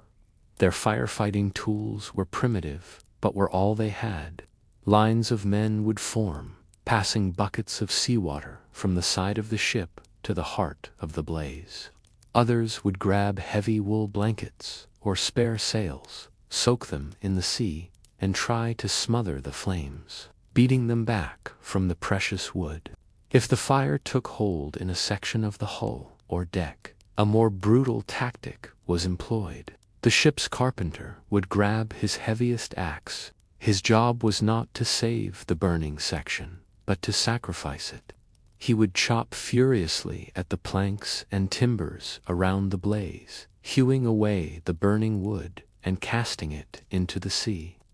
It was a desperate act of amputation, cutting away a part of their own ship to save the whole. The sailor thus lived in a state of constant, delicate balance. He needed fire to cook his food, to provide a flicker of light in the crushing dark, to bring a moment of warmth on a freezing night watch. But this essential companion, this life-sustaining red flower, was also a potential executioner, waiting patiently for a moment of carelessness. This unending vigilance against a self-inflicted disaster was another heavy weight upon the already burdened soul of the medieval mariner. The medieval ship was a closed and isolated world, a floating ecosystem with its own unique and dangerous biology. In this crowded, damp, and often filthy environment, another enemy thrived, one that was invisible to the naked eye, but just as deadly as any storm. This was the unseen plague of disease. An illness that might be a minor complaint on land could, in the close confines of a ship, erupt into a contagion that could wipe out a crew with silent, terrifying efficiency. The very conditions of life at sea were a perfect breeding ground for sickness. Dozens of men lived and slept in incredibly close quarters, sharing damp bedding and breathing the same recycled air. The perpetual dampness encouraged the growth of mold and mildew. The stagnant, foul-smelling bilge water sloshing in the bottom of the ship was a soup of waste and bacteria. Rats, lice, and fleas were constant, unwelcome passengers, each carrying their own potential for pestilence. While scurvy was the slow, creeping terror of long voyages, sailors faced a host of more immediate illnesses. Dysentery, which they grimly called the bloody flux, was a constant threat from contaminated water or poorly preserved food. It could ravage a crew, leaving men too weak to work and fatally dehydrated within days. Fevers, flus, and what they simply called ship's fever, likely typhus, spread by lice, could pass from man to man with frightening speed. Medical care was rudimentary at best. There was rarely a trained physician on board a typical merchant vessel. The role of surgeon often fell to the ship's barber, a man whose primary skill was wielding a sharp razor, or to the carpenter, who was adept with a saw. Their knowledge was not learned in a university, but was a rough collection of folk remedies, herbal lore, and brutal, practical experience. The ship's medicine chest was a humble and often terrifying collection. It contained no sterile instruments or antibiotics. Instead, one might find a small, sharp saw for amputations, a hook for extracting arrowheads, and thick needles for stitching wounds. There would be jars of dried herbs, willow bark, a natural source of aspirin for fevers, or horehound for coughs. They might make a poultice of bread and mold, a primitive form of penicillin, to draw out infection from a wound. The reality of surgery at sea was a waking nightmare. An amputation performed to stop the spread of deadly gangrene from a crushed limb was an act of brutal desperation. There was no anesthetic, save for a large dose of rum or a piece of leather to bite down on. The patient would be held down by his strongest shipmates as the surgeon worked with terrifying speed, knowing that shock and blood loss were his greatest enemies. They may not have understood germ theory, but they absolutely understood contagion. When a sailor fell ill with a fever that was known to spread, he would be quarantined. He would be moved to an isolated spot, often in the miserable, wet confines of the forecastle, away from the rest of the crew. Only 1 or 2 men would be assigned to care for him, bringing him food and water in a desperate, often futile, attempt to contain the sickness before it consumed them all. And so, the sailor fought a constant battle on 2 fronts, against the great, visible dangers of the sea, and against the microscopic, invisible enemies within his own ship and his own body. His survival often depended on an astonishingly resilient constitution, a good measure of luck, and a body of folk medicine that, for all its brutality, represented a desperate, hard-won accumulation of knowledge in the unending struggle to stay alive. A ship at sea was not a democracy. It was an absolute monarchy in miniature, a floating kingdom with a rigid and unyielding social structure. On land, a man might enjoy a degree of freedom and autonomy, but once the shore had vanished over the horizon, every soul on board became a vital component in a complex machine. For this machine to function, to survive the brutal realities of the ocean, there could be no ambiguity. Order was not a matter of convenience. It was the bedrock of survival. At the apex of this floating world stood the captain. On his own deck, his authority was absolute. His word was law. His commands were to be obeyed instantly, and his judgment was the final appeal in any dispute. He bore the solitary, crushing weight of responsibility for the ship, the cargo, and every life aboard. We can picture him on the raised quarterdeck, slightly apart from the crew, his eyes constantly scanning the sails, the sea, and his men, a figure of immense power and profound loneliness. Beneath the captain were his officers, the nobility of this wooden realm. This council of specialists included the ship's master, who handled the practical navigation and day-to-day sailing, the bosun or bosun, the keeper of the ship's hardware, responsible for the health of every rope, sail, and anchor, and the carpenter, whose skill with wood could mean the difference between staying afloat and sinking. These men were the vital link, translating the captain's will into the practical work of the ship. The backbone of the ship, its heart and its muscle, was the common sailor. His life was one of unending, repetitive labor, governed by the ringing of the ship's bell. He was a hauler of ropes, a climber of rigging, a worker of pumps, and a mender of sails. In the heat of a storm or the chaos of a battle, he was expected to respond to orders without hesitation or question. His obedience was not just a matter of discipline, but a critical component of the ship's collective reflex.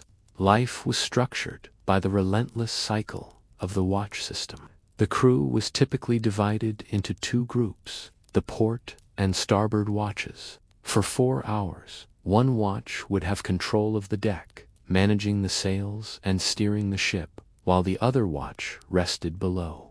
Then, the bell would ring, the sandglass would be turned, and the watches would change. This unceasing rhythm ensured that the ship was never left unattended, that fresh eyes were always on the horizon, day and night. Discipline for failing to perform one's duty was swift and severe. In a world where a single act of negligence could doom everyone, there was little room for leniency. A sailor who fell asleep on watch, stole rations, or disobeyed a critical order could face a flogging at the mast, a punishment designed to inflict sharp pain and public humiliation.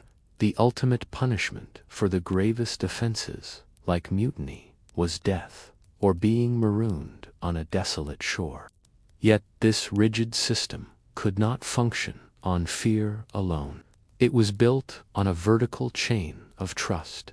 The crew had to trust in the captain's competence, believing that his commands were based on skill and wisdom. The captain, in turn, had to trust his officers to manage their departments effectively, and to trust his crew to execute his orders faithfully when the waves were crashing over the deck. This invisible rigging of mutual, if unequal, trust was what held the entire society together. This strict hierarchy, then, was not an instrument of oppression for its own sake. It was a carefully evolved survival mechanism. In the heat of a crisis, there was no time for discussion or consensus. The ship needed to act as a single entity, with one mind giving the orders and many hands carrying them out instantly. This social structure was as vital to the ship's integrity as its oaken keel and its tar-sealed planks. For every sailor who risked his life upon the waves, there was often a merchant on shore who had risked his entire fortune. These perilous voyages were rarely undertaken for glory or exploration. They were immense and terrifyingly high-stakes business ventures. The creak of a ship's timbers echoed the anxious thoughts of an investor who had staked his family's legacy, his home, and his future on the safe return of that single, fragile vessel. The cost of outfitting a single trading expedition was staggering. Imagine a prosperous merchant in Venice or Genoa liquidating his assets to purchase a ship or a share in one. Then came the cost of the strong oak for the hull, the tall pine for the mast, the fine canvas for the sails, and the heavy iron for the fittings. He had to pay the crew's wages in advance and purchase a mountain of provisions, all before a single piece of cargo was even loaded. It was a kingly sum, gambled on the whim of the sea. The potential for profit had to be enormous to justify such a risk. The holds were not filled with mundane goods, but with the luxuries that could fetch breathtaking prices in distant markets. Bolts of fine English wool, casks of sought-after Bordeaux wine, or, most precious of all, spices carried overland from the mysterious East. Pepper, cloves, and nutmeg were worth more than their weight in silver, promising a fortune to any who could successfully deliver them. The merchant's gamble went far beyond the dangers of storms and pirates. He was also betting against the fickle nature of politics and fate. A war could break out while his ship was at sea, turning a friendly port into an enemy harbor where his vessel would be seized. A sudden outbreak of plague could shatter a city, making his cargo worthless. A rival prince could impose a new, crippling tax without warning. The merchant's ledger was a prayer against a world of chaos. While the sailors endured the hardships of the voyage, the merchant endured the long, silent torture of waiting. News traveled at the speed of the fastest ship. He might not know the fate of his investment for months, sometimes for years. He lived in a state of profound uncertainty, poised between fabulous wealth and utter ruin. Every day, he would climb the highest tower in his city, scanning the horizon for the familiar cut of his ship's sail. To mitigate this catastrophic risk, early forms of insurance and partnership were born. A common arrangement was the commenda contract. A wealthy, sedentary merchant would provide the capital for the voyage. A younger, more adventurous traveling merchant would conduct the actual journey. Their contract would precisely state how the profits were to be split if the voyage succeeded. It was a way of sharing the risk, a fragile shield against the possibility of total loss. But when a ship did return, its hold laden with the treasures of a distant land, the celebration was immense. The sight of his vessel sailing safely into harbor was the moment of a merchant's greatest triumph.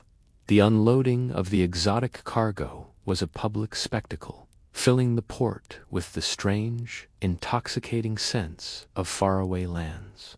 The profits from one such voyage could elevate a family to the highest echelons of society, funding the creation of art and architecture that would last for centuries.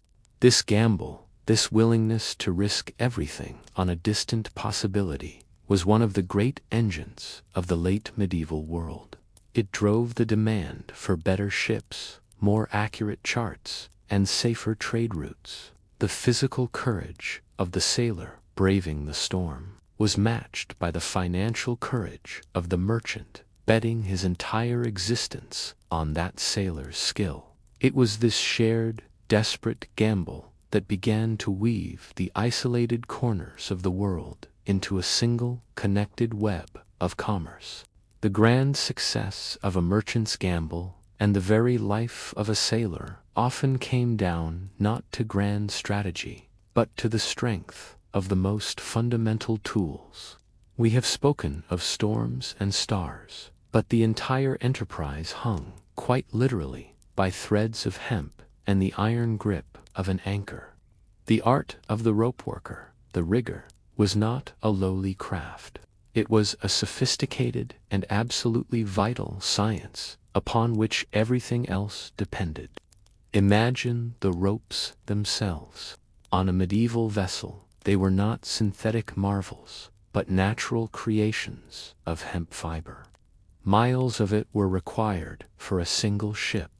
Think of the long, arduous process, the harvesting of the hemp plants, the soaking and separation of the tough fibers, and the meticulous twisting of those fibers into threads, then into thicker yarns, the yarns into strands, and finally the strands into the great, thick cables that could withstand the fury of the sea. For the sailor, a knot was a language. Each twist and loop had a specific name, function, and purpose. There was not simply a knot, but a rich vocabulary of them. The bowline, the king of knots, created a secure loop that would never jam, no matter how much strain was put upon it. The sheet bend joined two ropes of different thicknesses. The clove hitch temporarily secured a line to a post. A sailor's worth was measured in his knowledge of this language and his ability to speak it fluently in the cold, wet dark of a storm. Beyond mere knots lay the deeper magic of splicing and serving. A splice was the intricate art of unlaying the strands of two rope ends and weaving them back together, creating a permanent join that was often stronger than the original rope itself. To serve a rope was to wrap it tightly with a smaller, tarred cord, providing a sacrificial layer of protection against the constant, grinding friction, the chafe that could saw through an unprotected line. This was the highest art of the rigger. If the ropes were the ship's nervous system, the anchor was its powerful iron hand. Picture the classic medieval anchor, a heavy iron shank descending to a crossbar, the stock, and then two broad, sharp flukes. It was not merely a weight, but a carefully designed tool, engineered to pivot on the stock and dig its flukes deep into the seabed, providing the ship's only connection to the solid earth when away from port. Deploying an anchor was a skill born of long experience. A captain needed to understand the nature of the sea floor. An anchor that held fast in soft mud would drag uselessly over rock. He had to release the right amount of heavy anchor cable, a length known as the scope, which was typically 5 to 7 times the depth of the water. This length ensured the pull on the anchor was horizontal, allowing its flukes to bite deep rather than being lifted straight up and out. In a crisis, the anchor was the ultimate lifesaver. Imagine a ship, its sails torn, being driven by a gale towards a deadly lee shore, a coastline of sharp, unforgiving rocks. The crew's last, desperate hope was to drop both of their heavy anchors. Picture the tense, heart-stopping moments as the cables screamed out. The anchors plunged into the depths, and the entire ship was brought up short with a violent jolt, straining against the iron hands that held it mere yards from certain destruction. These were not the most glorious aspects of seafaring. Yet, the subtle, deep knowledge of rope and the brute, reliable strength of the anchor were the twin pillars of a sailor's practical world. They were the tangible expression of a wisdom that understood that to survive the grand and terrifying challenges of the ocean, you must first master the humble, essential details.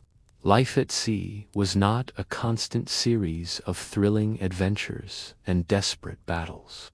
For every hour of terror in a storm, there were 1,000 hours of profound monotony. The true story of a sailor's survival is written not in acts of heroism, but in the endless, repetitive cycle of daily labor. It was a life of hard work and quiet endurance, where survival was achieved by faithfully performing 1,000 boring tasks day after day. The sailor's entire existence was dictated by the ringing of the ship's bell and the patient falling of sand in the ship's glass. The day was divided into a series of 4-hour watches. When the bell rang out over the waves, it signaled the end of one watch and the beginning of the next. One group of exhausted men would be released from their duties to seek their cramped bunks, while another group would emerge, shaking off sleep, to take their place on deck. The work of the watch was a constant, subtle dance with the elements. At the stern, the helmsman kept his eye on the compass and the luff of the sail, his hands firm on the tiller, making minute adjustments to keep the ship true to its course. At the bow and high above in the crow's nest, lookouts scanned the endless horizon for any sign of land, other ships, or changing weather. The rest of the men on deck would trim the sails, adjusting the dozens of ropes to catch every last breath of wind. When not actively engaged in sailing the ship, the crew was locked in a never-ending battle of maintenance. They would scrub the decks, not for cleanliness, but to remove the slick algae that could send a man sliding to his death. They would meticulously inspect every inch of the vital rigging, protecting the ropes from friction by wrapping them in strips of canvas. And always there was the rhythmic, soul-numbing work of the bilge pump, expelling the seawater that was constantly trying to reclaim the ship from within. In the precious hours of their off-watch, sailors found what little leisure they could. They would sit on deck, mending their torn clothes with a sailmaker's needle, or patching their worn-out leather shoes. Some would pass the time by carving intricate designs into whale teeth or bone, an art that would come to be known as scrimshaw. Others might play simple games of dice, their hopes and frustrations focused on the outcome of a small, tumbling cube. But most often, they simply slept, hoarding rest for their next turn at duty. Perhaps the only time the entire off-duty crew gathered was for the main meal of the day. They would find a space on the crowded deck, each man with his own wooden bowl and spoon, to receive his ration of salt meat, stew, and hardtack. It was a brief and simple ritual, a moment of shared experience where the ship's partitioned society came together, bound by a common hunger and the same monotonous food. The early evening often brought the 2 shorter dog watches, designed to make the watch schedule rotate daily. This was the most social time on the ship. With the day's main work done, men would gather in small groups. A sailor with a good voice might lead them in a sea shanty, the rhythmic chorus helping to ease their weary muscles and spirits. Or the designated storyteller would begin a tale, his voice a low murmur, against the sound of the sea.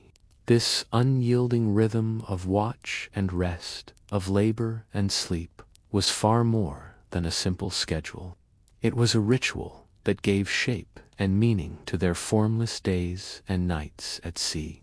It imposed a human order on the vast, chaotic wilderness of the ocean. By surrendering to this steady, predictable cycle, the sailor found a way to endure the immense psychological weight of his journey, one bell at a time.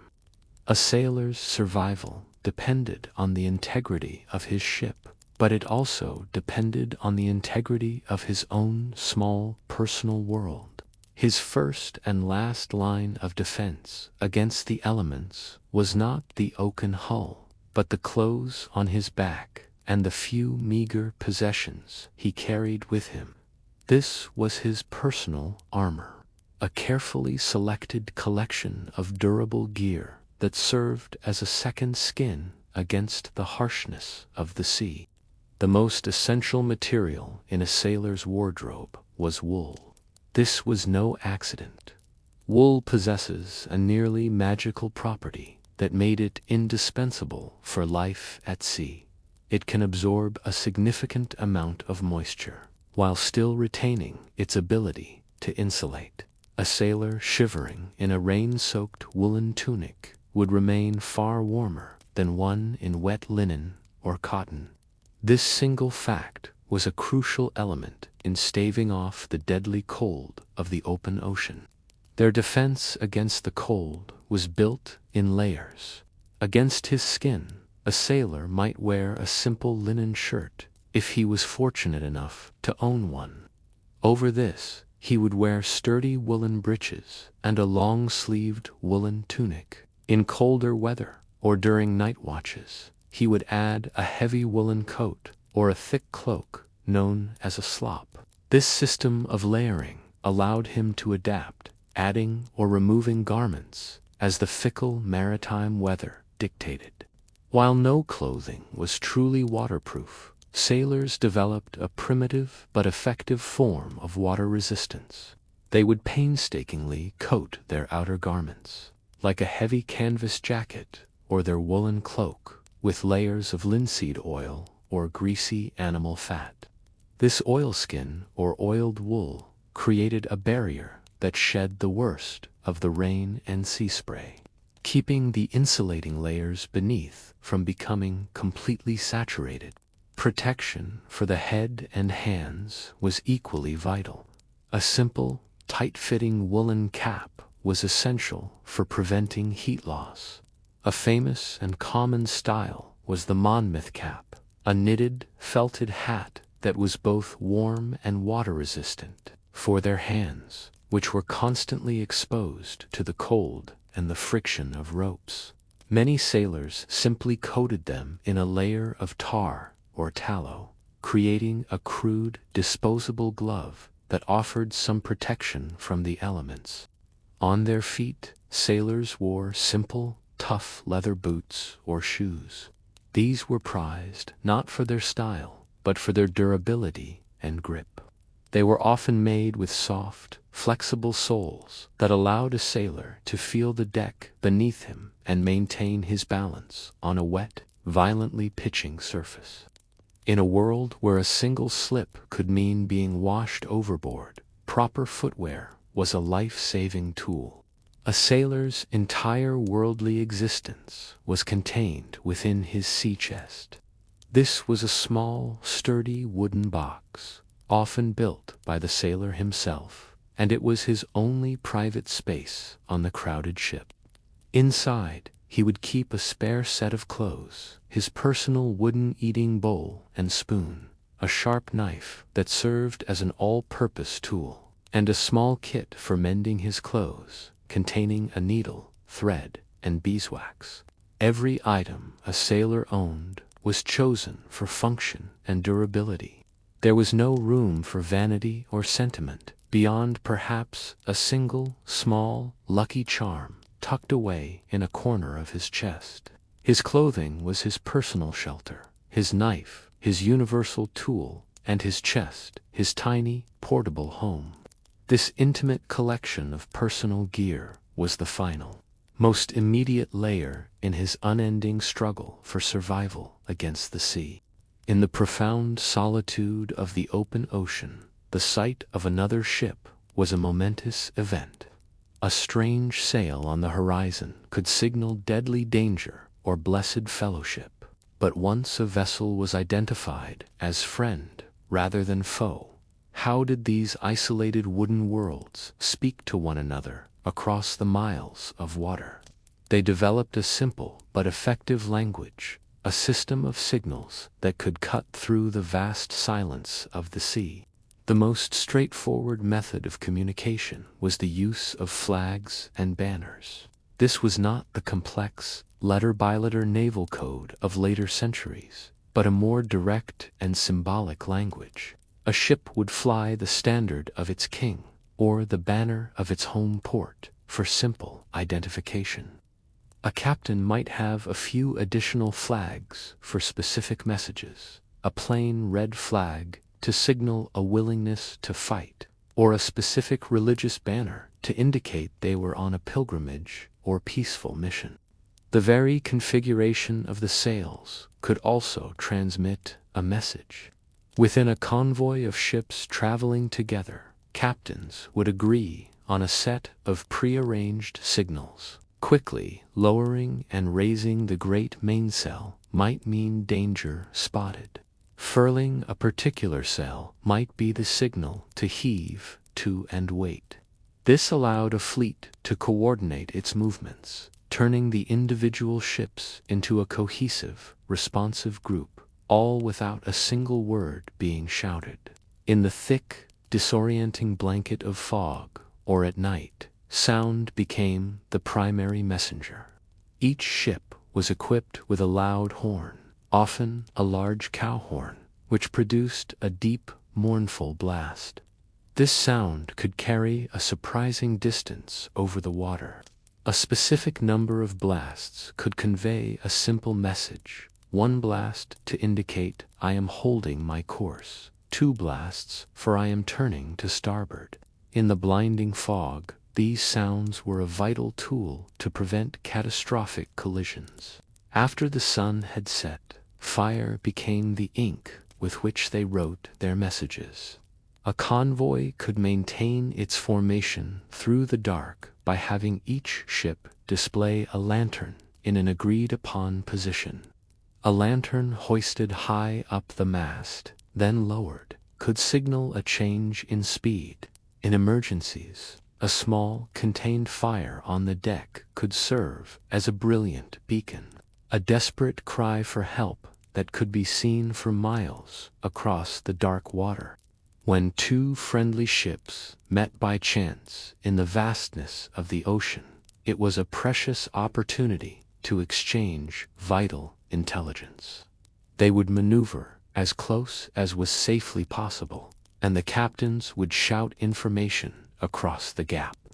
News of pirate activity in a certain region, reports of a new, treacherous sandbar, knowledge of favorable winds, or warnings of a disease outbreak at their last port.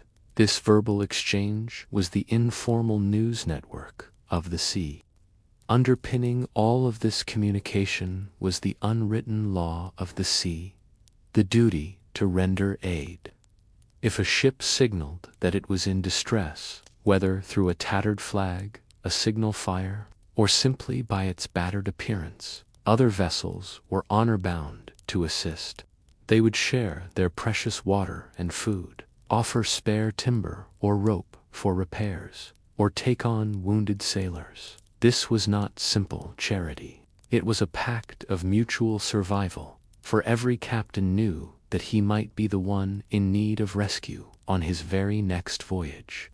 And so, through this simple vocabulary of flags, sails, horns, and fire, a fragile community was maintained across the empty ocean. These signals were the threads that stitched the isolated, floating worlds together, creating a network of information and mutual support. This ability to communicate, to share knowledge, and offer aid was another key though often invisible, tool that helped medieval sailors survive in their beautiful and dangerous wilderness.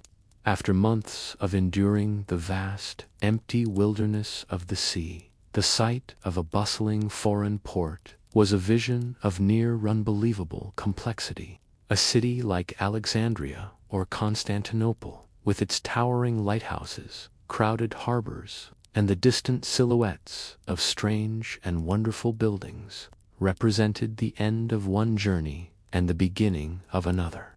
The raw, elemental dangers of the ocean were now replaced by the subtle, complex dangers of men and civilization. Navigating the final few miles into an unfamiliar harbor was often one of the most treacherous parts of the entire voyage. Hidden sandbars, shifting currents, and submerged rocks could easily doom a ship that had survived 1,000 miles of open ocean. For this reason, it was common practice for a ship to wait at the harbor mouth for a local pilot. A local sailor with intimate knowledge of every underwater hazard to come out in a small boat and guide the great vessel safely to its mooring. Once the ship was securely tied to the dock, its ordeal was far from over. It would soon be boarded by representatives of the local port authority.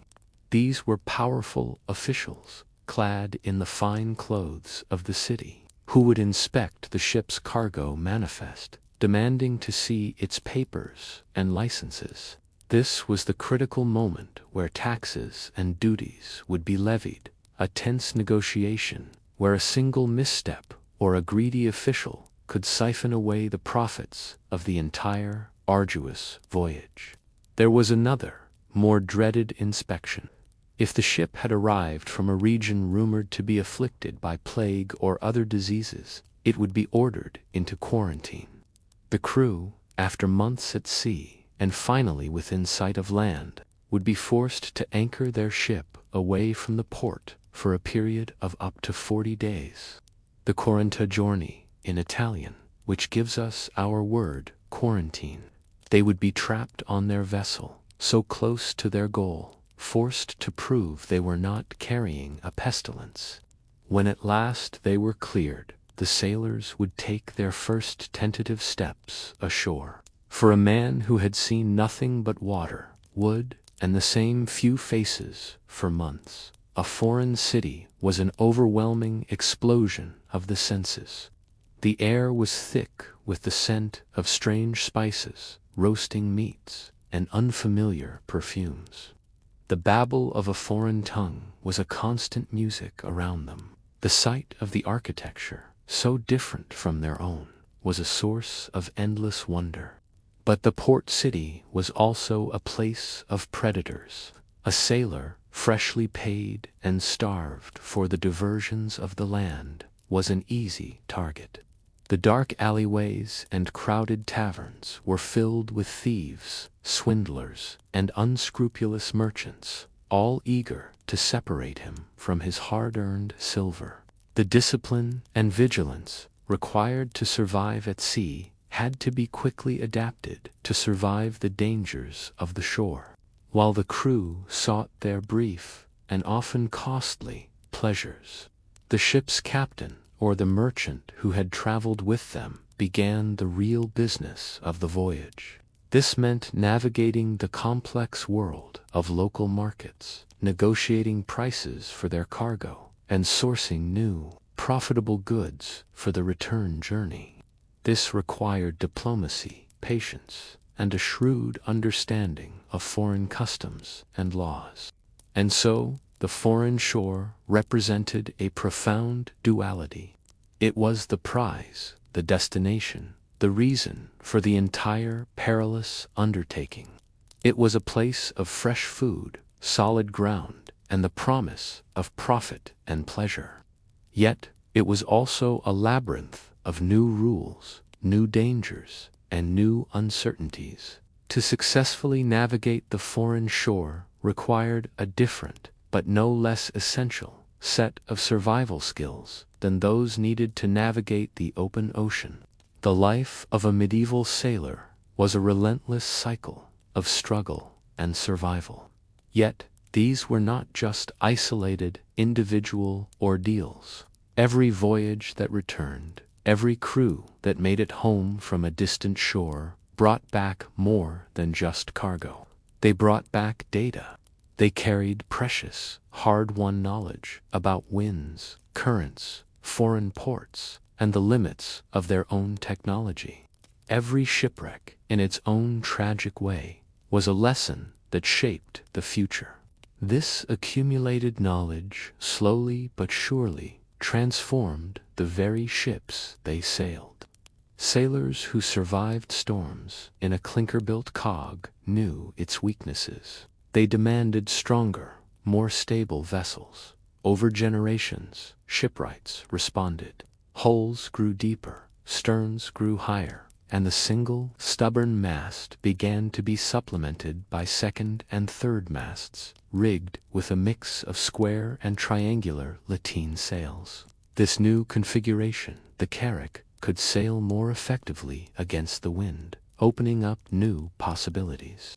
The mental maps of veteran sailors began to be translated into physical form. In the great maritime cities of Genoa and Venice, a new kind of artisan emerged. The cartographer. These map makers would meticulously interview returning captains and navigators, painstakingly translating their verbal descriptions of coastlines, harbors, and hazards into beautiful and functional sea charts known as portolans. These charts were state-of-the-art technology, often guarded as valuable state secrets.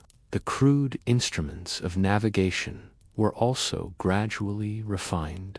The heavy, clumsy astrolabe was made lighter and more accurate.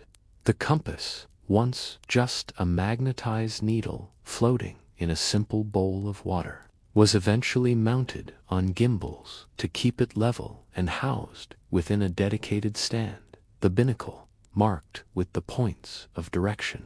The demand for safer, more reliable navigation drove a slow but steady technological evolution.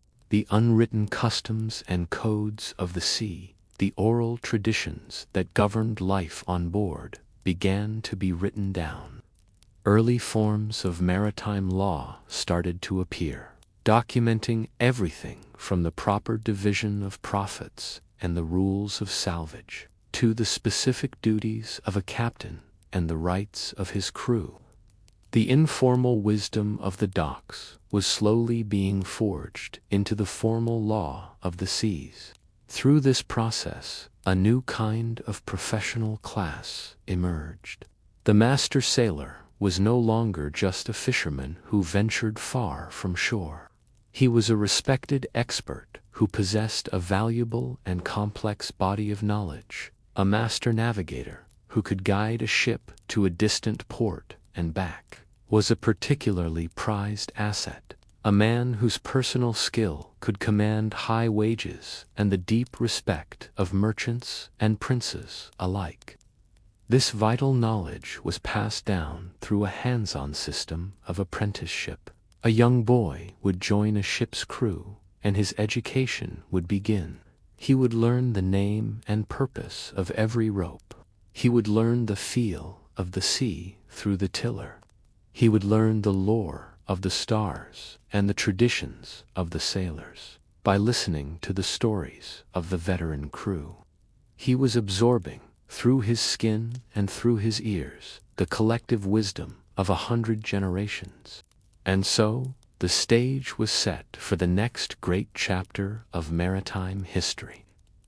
The famous explorers of the late 15th and 16th centuries did not sail into a void.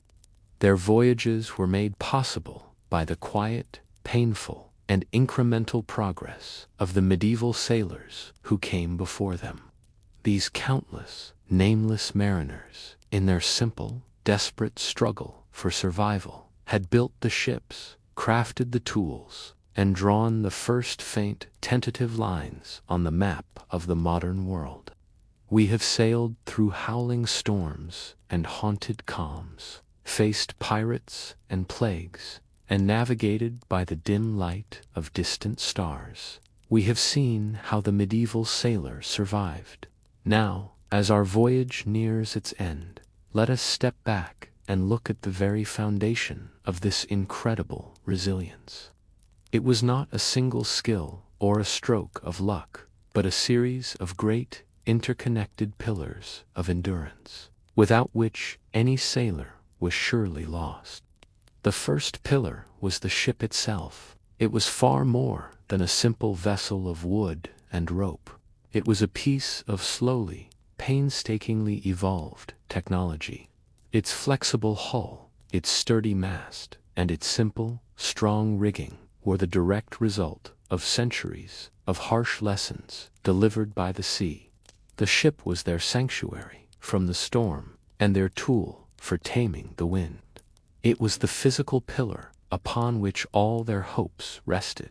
The second pillar was their vast library of practical knowledge.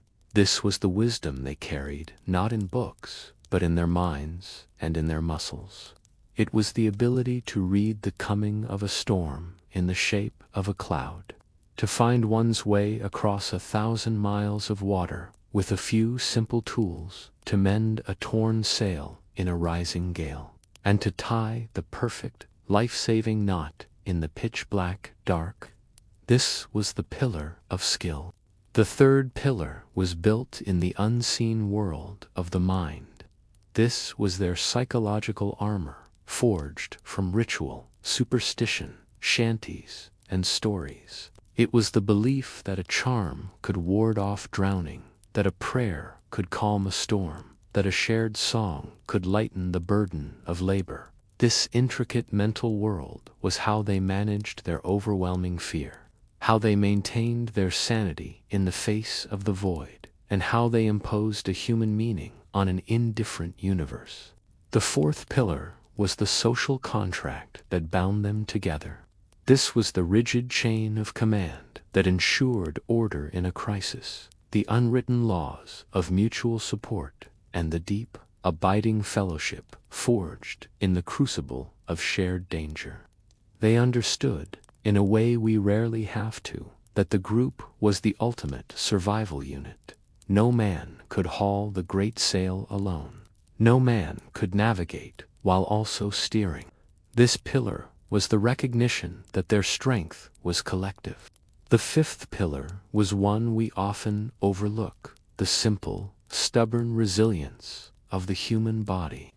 These were men who were adapted to a life of hardship. Their bodies could withstand poor nutrition, constant damp and cold, and grueling physical labor that would break a modern person. Their immune systems, though untutored by modern medicine, waged a constant, silent war against infection and disease. This was the pillar of raw, physical endurance. And the final pillar, perhaps the one that supported all the others, was a reason to return. For the merchant, it was the dream of a vast fortune. For the captain, it was the pride of a successful voyage. And for the common sailor, it was very often the simple, powerful image of a home, a family, a plot of land. This was the pillar of hope, the belief in a future that lay waiting for them on the far side of the endless water. These pillars of endurance, the ship, the skill, the spirit, the society, the body, and the hope, could not stand alone. The strongest ship was useless without a skilled crew. The most skilled crew could be broken by despair. The survival of the medieval sailor was a complex and beautiful tapestry, woven from all these different threads of strength, a timeless lesson in the holistic nature of human resilience. Imagine a medieval ship, its voyage complete, finally sailing for home. As it moves across the water, it leaves behind a trail, a wake of disturbed water that marks its passage. For a time, this trail is clear and sharp, but soon the sea calms and the wake fades, dissolving back into the vast, uniform surface of the ocean. Our journey tonight has been like watching that wake. We have followed the path of these sailors, seen their struggles clearly for a time, and now we watch as their story gently fades back into the great, quiet sea of the past. What is the true legacy of these hardened mariners? It is not merely the trade routes they forged, or the wealth they transported. Their legacy is a profound testament to the adaptability of the human spirit. It is found in the quiet courage required to face an overwhelming and indifferent universe, armed with little more than knowledge, fellowship, and the stubborn will to endure. As we rest now in our own time, consider the world they inhabited. Theirs was a world of constant motion, of perpetual dampness and cold, of gnawing uncertainty. Our world, by contrast, is one of profound stability. The bed beneath you does not pitch and roll. The roof above you does not leak with icy seawater. The floor will be in the same place tomorrow as it is today. Let the contrast bring a sense of deep gratitude for the simple, quiet stillness that surrounds you now. In a way, the act of falling asleep is its own kind of sea voyage. We are letting go of the solid shore of wakefulness, untying the moorings of the conscious mind, and drifting out into the deep, mysterious ocean of our dreams. Like the sailors, we venture into an unknown, but our journey is not one of hardship, but of peace and restoration. The sailor had to trust his ship and his skill. We, too, must trust in the ancient natural process of sleep. Let go of the anxieties of the day, the ropes that bind you to your worries. Feel them slacken and fall away. There is no need to navigate or to struggle. The tide of sleep is gentle, and it knows the way. Your destination is a place of profound quiet, like the calm of the deep ocean far below the storm-tossed surface. It is a timeless place where the noise of the waking world fades to a distant murmur. All that is left is the gentle, rhythmic swell of your own breathing, the quiet anchor of your resting body. Thank you for sailing with us tonight on Medieval Nocturnes. If our voyage has brought you a measure of calm, we hope you will subscribe and join our crew for future journeys into the past. We are grateful for your company on this long passage through the night. The watch is now over. The anchor is set deep and is holding fast. There are no more storms to face, no more duties to perform. There is only the safe and quiet harbor of your rest. Sleep well, traveler. Sleep well.